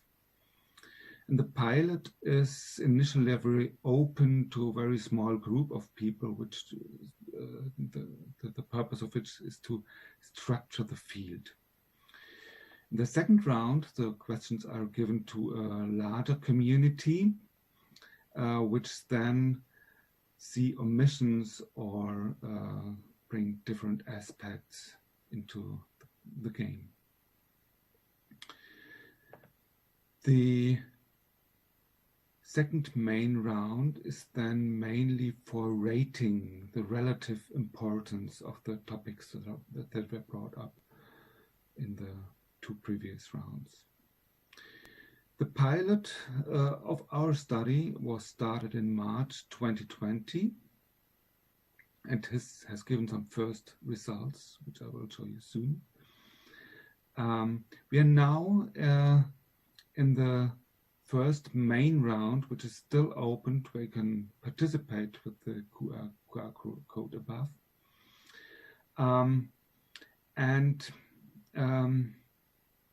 We are now collecting also stakeholder input, for example, from Quantum Industry Consortium and the Q-Flag use cases group to feed into the second main round. That will be then a community-based effort on constructing such a needs analysis or to construct a competence framework. I show you some preliminary results from the first round. The second round is not yet evaluated yet. You can see from these points that were raised in the pilot that we have had high quality input from the different fields of quantum physics, but they are not so specific for the specific fields of quantum technologies. This is what we now try to address in the second main round and then more deeply in the third round. Yeah, you can participate in the survey still. Just take a photo of that QR code, and thank you for your participants and for your interest. Yeah, that would be good answer. Hello. Hello. Welcome back again. So if you needed a proof that we are live, you got a proof that we are live. So Thierry couldn't hear us in our last session, but now we are very happy that we have with us Chiara Machiavello, we have Jakob Cherson and Rainer Müller. So you have all listened to the presentation, and I think it's a very ambitious project. We had bit of proof that we are alive. You got to prove that we are. Do you hear us? My first question. Raise your hand. Yeah. Okay, so you're with us. We have solved the problem, obviously. We have asked our audience to pose some questions into the Slido tool, and we actually received some questions. But before I read through the questions, I have a personal question. So what is the ultimate goal you think you could achieve with this project? I mean, it's a certain period of time. What would you make after this 3 years, I think it is, would you say, okay, this was really a success? So please feel free to answer. Yeah. So as I mentioned just briefly in the overview of the project, the main goal is really to set the foundations for us to have a bottom-up process in which we involve all of the relevant stakeholders in defining a roadmap. We saw from Thierry's presentation that the roadmap already exists for the general Q flag, but for education, we're at the starting phases of this now. So within the next 2 years, the goal is really that we all can assemble and contribute what we can. And so what is your experience? And of course, you need the voice from industry as well. What is your experience and your expectations? How to get, let's say, the feedback from industry, which is, I guess, more difficult to get than from the academic field, right? That's exactly the role of all of the working groups that we're trying to set up in Work Package 1, as I described. We want to have, at various different topics, working groups that have involvement of all possible stakeholders. So that is both the industry, the researchers, the educational researchers, and the educational practitioners. So bringing together everyone and then creating sort of this ecosystem where we can have synergies between everyone. Okay.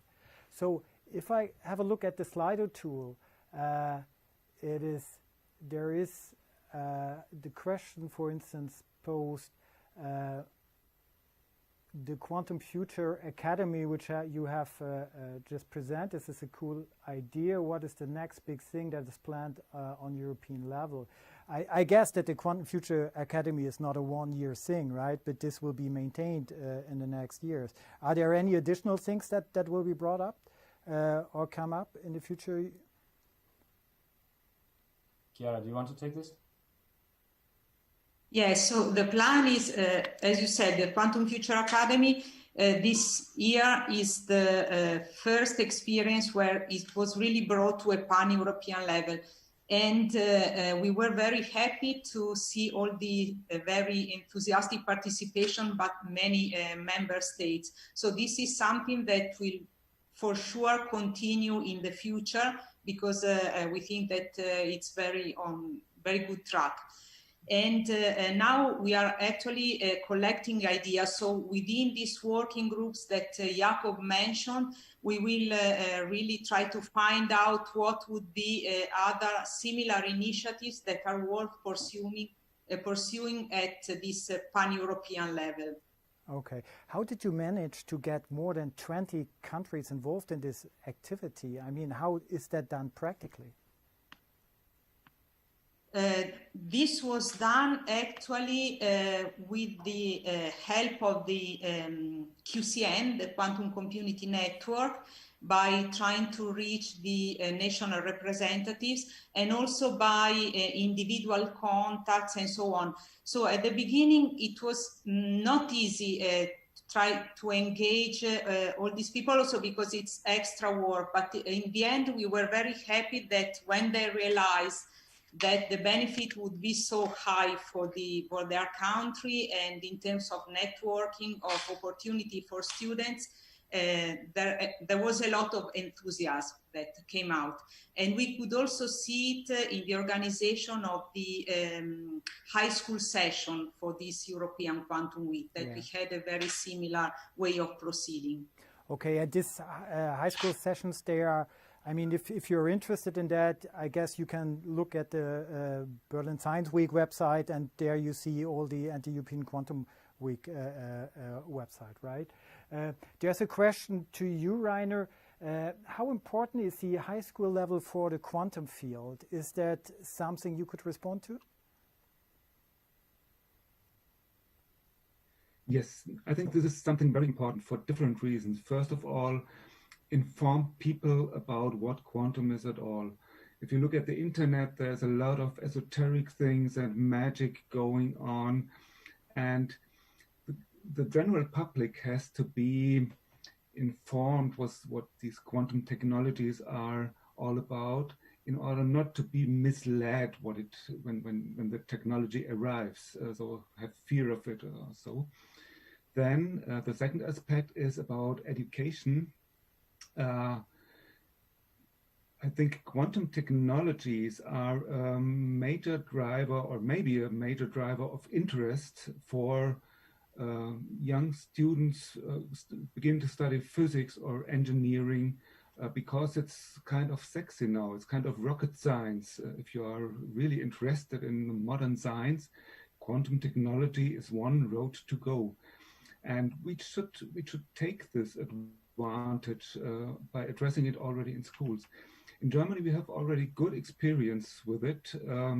Quantum physics is in the curricula for 20 years or so, and it's we see it works, and it's a standard topic which is interesting to students. Right. And are you aware, and that's probably a question to all of you, are you aware of similar initiatives that are going on in other areas of the world, so in the US or China? Is there something we could learn from them, or are you the first movers, so to say, in this field? So I'd say, Jakob, you are prepared to respond, right?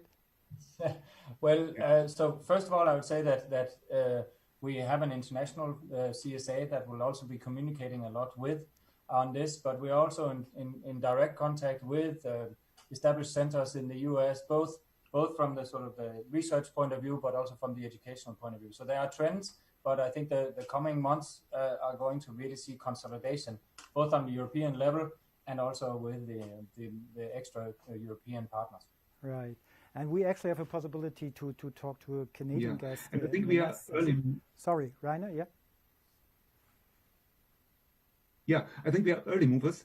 There are big programs going on in the US, but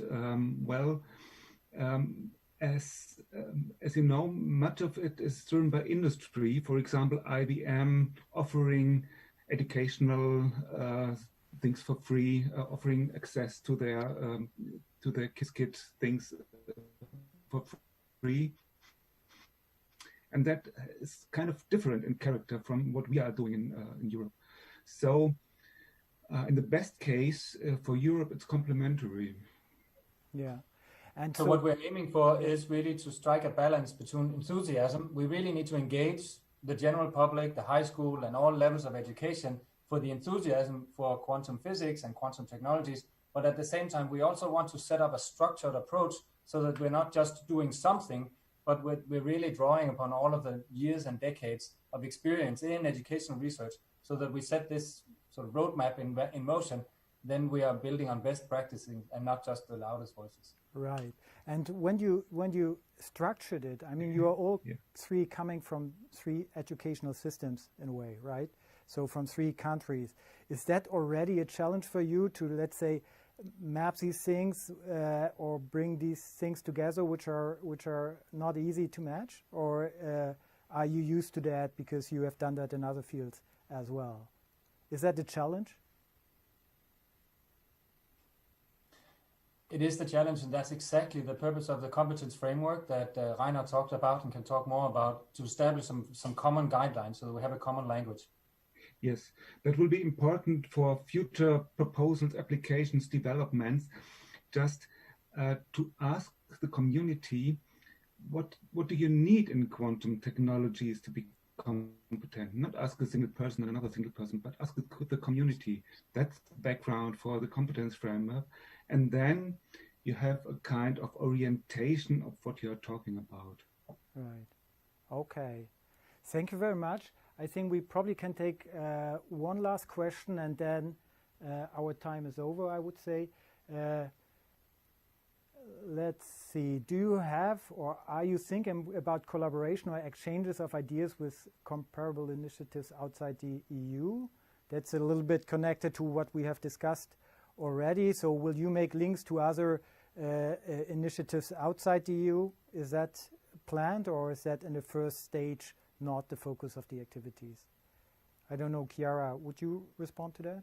Yeah, well, actually, the second, I mean, in the first plan, it's not really in the focus of the activities, because it's already a big task to coordinate among European countries.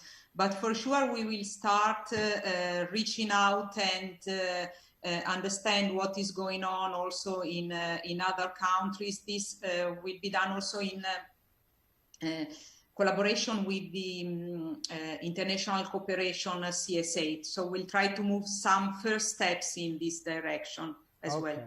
And that's the perfect transition to the next presentation, actually, which is on international cooperation. And Philippe Comas will give this presentation. I thank you that you have been available for the audience to respond to questions that were coming in. Thank you very much.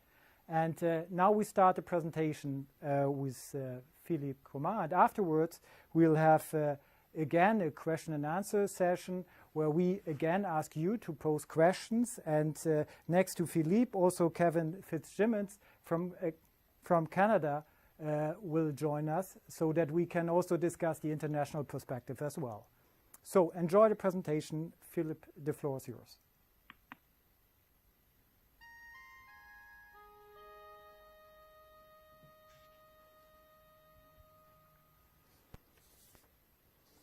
Thank you for joining this session on international cooperation for quantum technologies.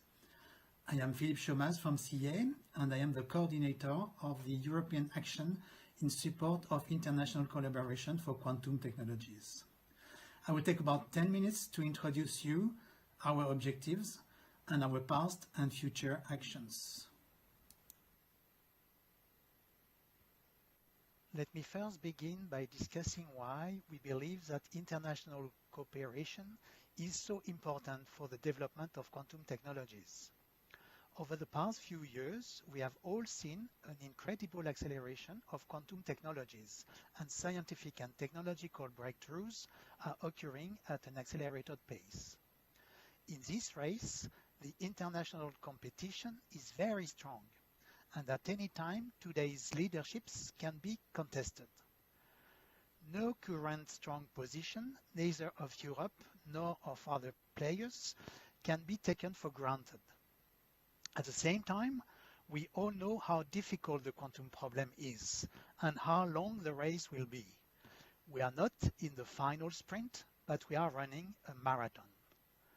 Above all, we all know that the transformation of quantum concepts into real technologies is a huge challenge, but also an incredible dream that can only be achieved if the best scientists work together. This competition, but also this necessity of collaboration, leads us to the concept of co-petition.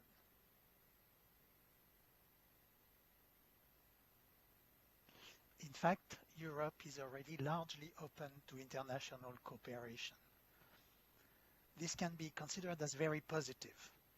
But from the economy point of view, things are a little more complex. Let me elaborate a little more about it. First of all, the scientific community is international and already collaborates and exchanges ideas and people all over the world. From the point of view of academic research, borders are wide open. This is good. This is good because when we share ideas, we never lose them. It is different when we start talking about markets, because when we share our market, we can lose it. This is what is happening already now in the European digital market. And for example, we have the GAFAM, which are not from Europe at all. On the other hand, startups are local, but large companies are international.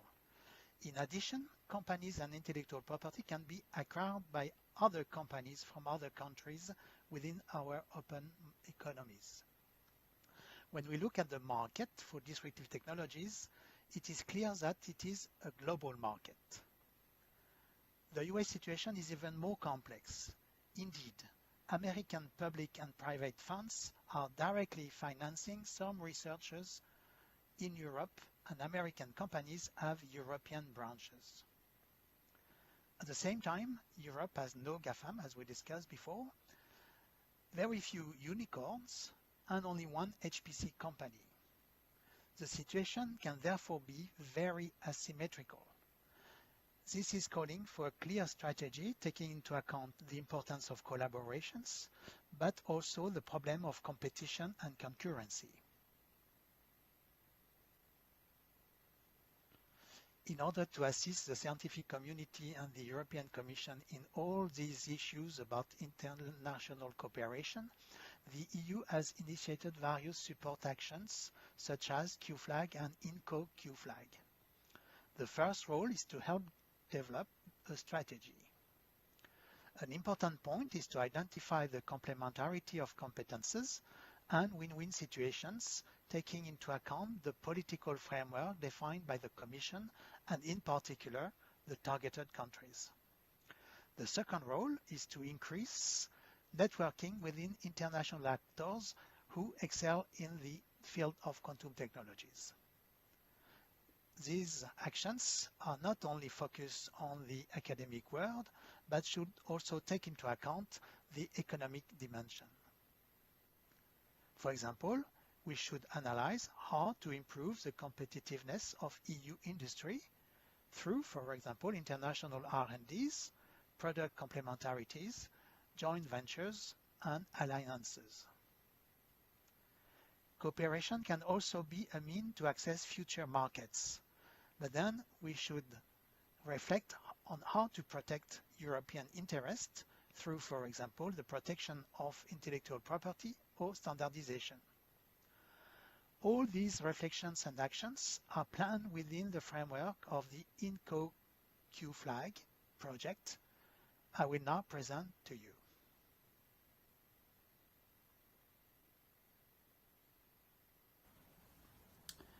INCO QFlag is the European coordination action to support international collaboration for quantum technologies. It started in September for a duration of 3 years. It involved 4 organizations from France, Spain, Poland, and Netherlands. The goal given by the European Commission to INCO QFlag is to develop win-win international collaboration with US, Canada, and Japan. In order to do so, we will first identify EU strengths and missing competences, then analyze the strategy of the 3 targeted countries, and propose a roadmap for collaboration with mutual benefit. Finally, we will also help with the implementation of these actions. In fact, since 2018, we have already started this activity using the framework of the flagship coordination action. We have already organized 4 high-level meetings with these 3 countries.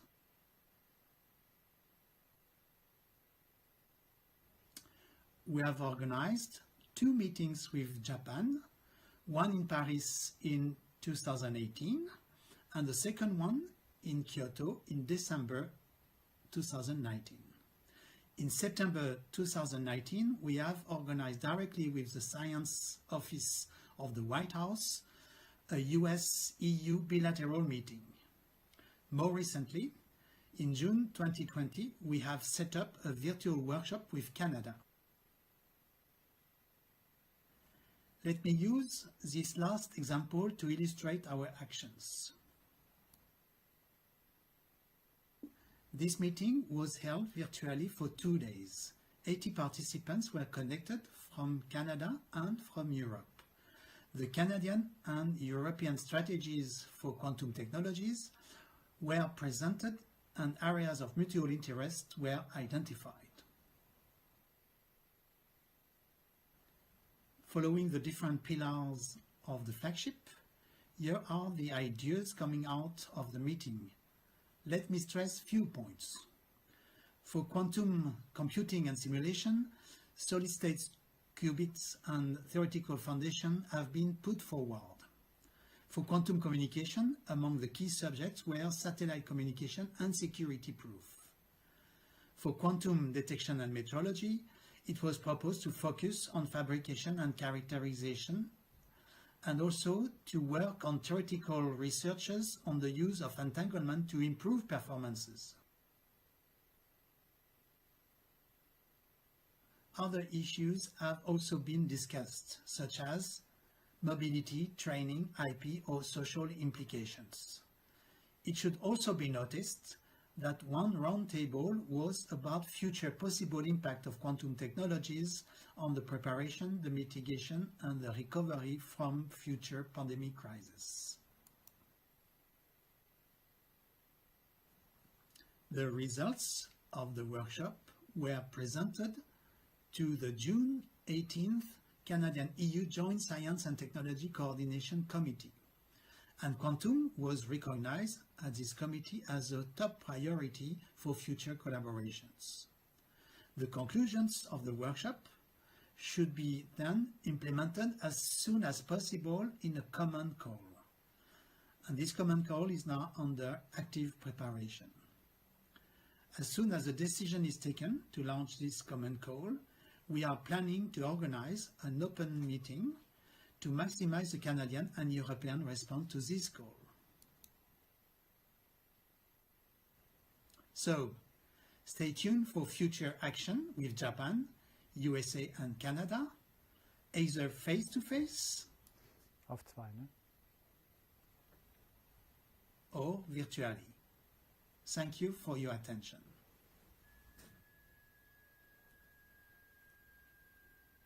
So, and now we are very glad that we have with us Philippe Chomas and Kevin Fitzgibbons. So, we heard a lot about our activities on international cooperation, and one concrete example was on Canada, actually, where a virtual workshop took place. And we're very grateful that a Canadian guest will join our discussion today.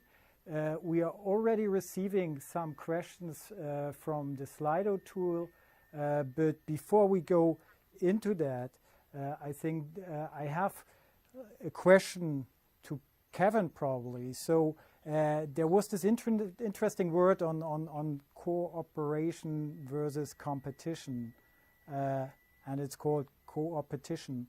Where do you draw the line when you talk about Canadians cooperating with Europeans or with US researchers in the quantum field? Is that a question that can easily be answered? Well, I'm not so sure I could put it exactly in the terms that you framed it here, but certainly what I can say is that in Canada, we've seen great growth domestically in a number of areas of quantum science, and it's emerging very quickly over the last 4 to 5 years in particular. But nevertheless, as much as we do have strengths in a number of areas, we also recognize that we're a very small player. And for us, the broader that we can stretch our collaborations internationally, I think the stronger the whole system in Canada will become. And certainly Europe has been very much at the top of that list. Certainly with the flagship program, a lot of Canadian researchers in this field have been very much aware of the strengths, but certainly of the potential of the collaboration. And I think within the coming framework programs will give us a wonderful opportunity to do so. So insofar as what constitutes core and what constitutes, I guess, cooperation or others, I would say that it very much would depend on the situation. I think where we feel that we've got strengths and something to add in particular to a given project or to a given field, would have to also recognize that we need as well to fill in gaps that we may have either in terms of infrastructure, in terms of talent, or even in some terms in certain disciplines. Right. So for us, it's a fairly open situation, I guess you could say. But in the first instance, we have certainly seen Europe as being a key player, which is why we put so much effort into the workshop in June. So maybe, Kevin, you have some concrete example to give us of topics you would like to collaborate more with us in Europe? In the world of quantum specifically? Yes, in the quantum field first. Well, certainly, I mean, I think in the end, we've always of the opinion that it is the researchers themselves that will determine the most specific areas. So in an open competition and in the work that we've done, certainly there's been a lot of discussion. I think what I can say first and foremost is that those 3 areas that have been outlined at the workshop as core areas have been, I think there's a big consensus across Canada for the importance of those in computing and simulation, in networking and communications, as well as in sensing and metrology. And one thing that I would add to this, though, and I think where there's something that we would feel would be important to consider, is that also of the social impacts of quantum science. When we're looking at emerging technologies or technologies that are still at the earliest stage of development, that part of it certainly is becoming of great interest to not just within the technical research, but also in the broader policy. Maybe we can discuss a little more about the idea of a future call, because we had this virtual workshop, a beautiful workshop, even if it was not in face-to-face configuration. And in Europe, we are preparing the follow-up, and the Commission is discussing, we cannot tell the number, but something sizable, several millions, to have collaborations. I'm not allowed to say more, but maybe you are, and maybe you have already a good idea from the Canadian side about this possible common call, and what can be the follow-up of what we already discussed. Sure. Well, I think what I'd like to say first and foremost is that we had a number of discussions over the course of the summer to take a look at what are the options, particularly NSERC. So I'm not necessarily representing Canada at broad, but I am representing NSERC, which is the primary funder for quantum science in Canada. And for us, it's a difficult situation because what we tend to do is we have bottom-up competitions almost all the time, and that's been our tradition. There are exceptions, however, and it really comes down to a conversation with our council, with our key stakeholders, but also with senior management. So what is it that we believe have particular importance in terms of concentrating a particular call? And I do think that our president, Alejandro Adam, who actually has I guess you could say, a great understanding or appreciation of the importance of it, participated himself in the workshop. And I think what he was looking to see was true engagement from the scientific community. And was there real, I guess you could say, real fundamental discussion about where these opportunities lay. And I think he was very convinced coming out of that there was really something that we could involve ourselves. We don't necessarily see ourselves as being the only players in that, but we wanted to take the lead to engage. So as I was mentioning to you before, Philippe, I myself am playing primarily a policy and a high-level strategy role. What I'm going to be doing now is to working with our program group in our research partnerships, and they have identified an individual who will take the lead in going into specific discussions with the Commission on the modalities or the details of that. In terms of scale, again, I think that's still something to be worked on, but we want it to be significant in the sense that we want it to be beyond simply just adding on to existing things, but to be a jump. And this could be over the course of the next 2 to 3 years to really, in French, you'd say, percer, or to really make sure that we're getting into the areas where we're seen as being a real contributor to the whole project, but also someone that can benefit from it. So Philippe, very good. Philippe, a question to you. So what is the European take on which areas do we want to cooperate? I mean, I guess it's early stage research, right? Mainly, could you probably elaborate a little bit on this? Yes, I can say a little more. In fact, we have run this workshop And the goal of the workshop was to identify the topics of collaboration. Of course, we follow in Europe this strategy along the 4 pillars.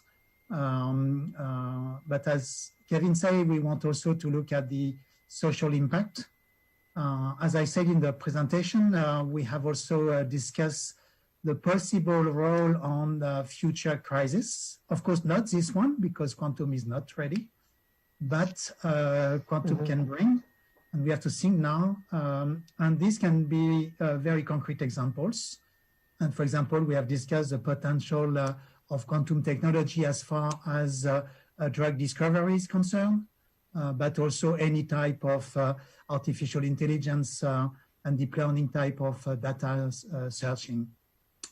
More concretely, I think the call of the line will be some specific topics in quantum calculation and simulation, also in communication and sensors. And in fact, we have been more specific to this, to not have a kind of just open bar, but to also focus now on the win-win situation between the 2 countries. And I think this will be the content of the call.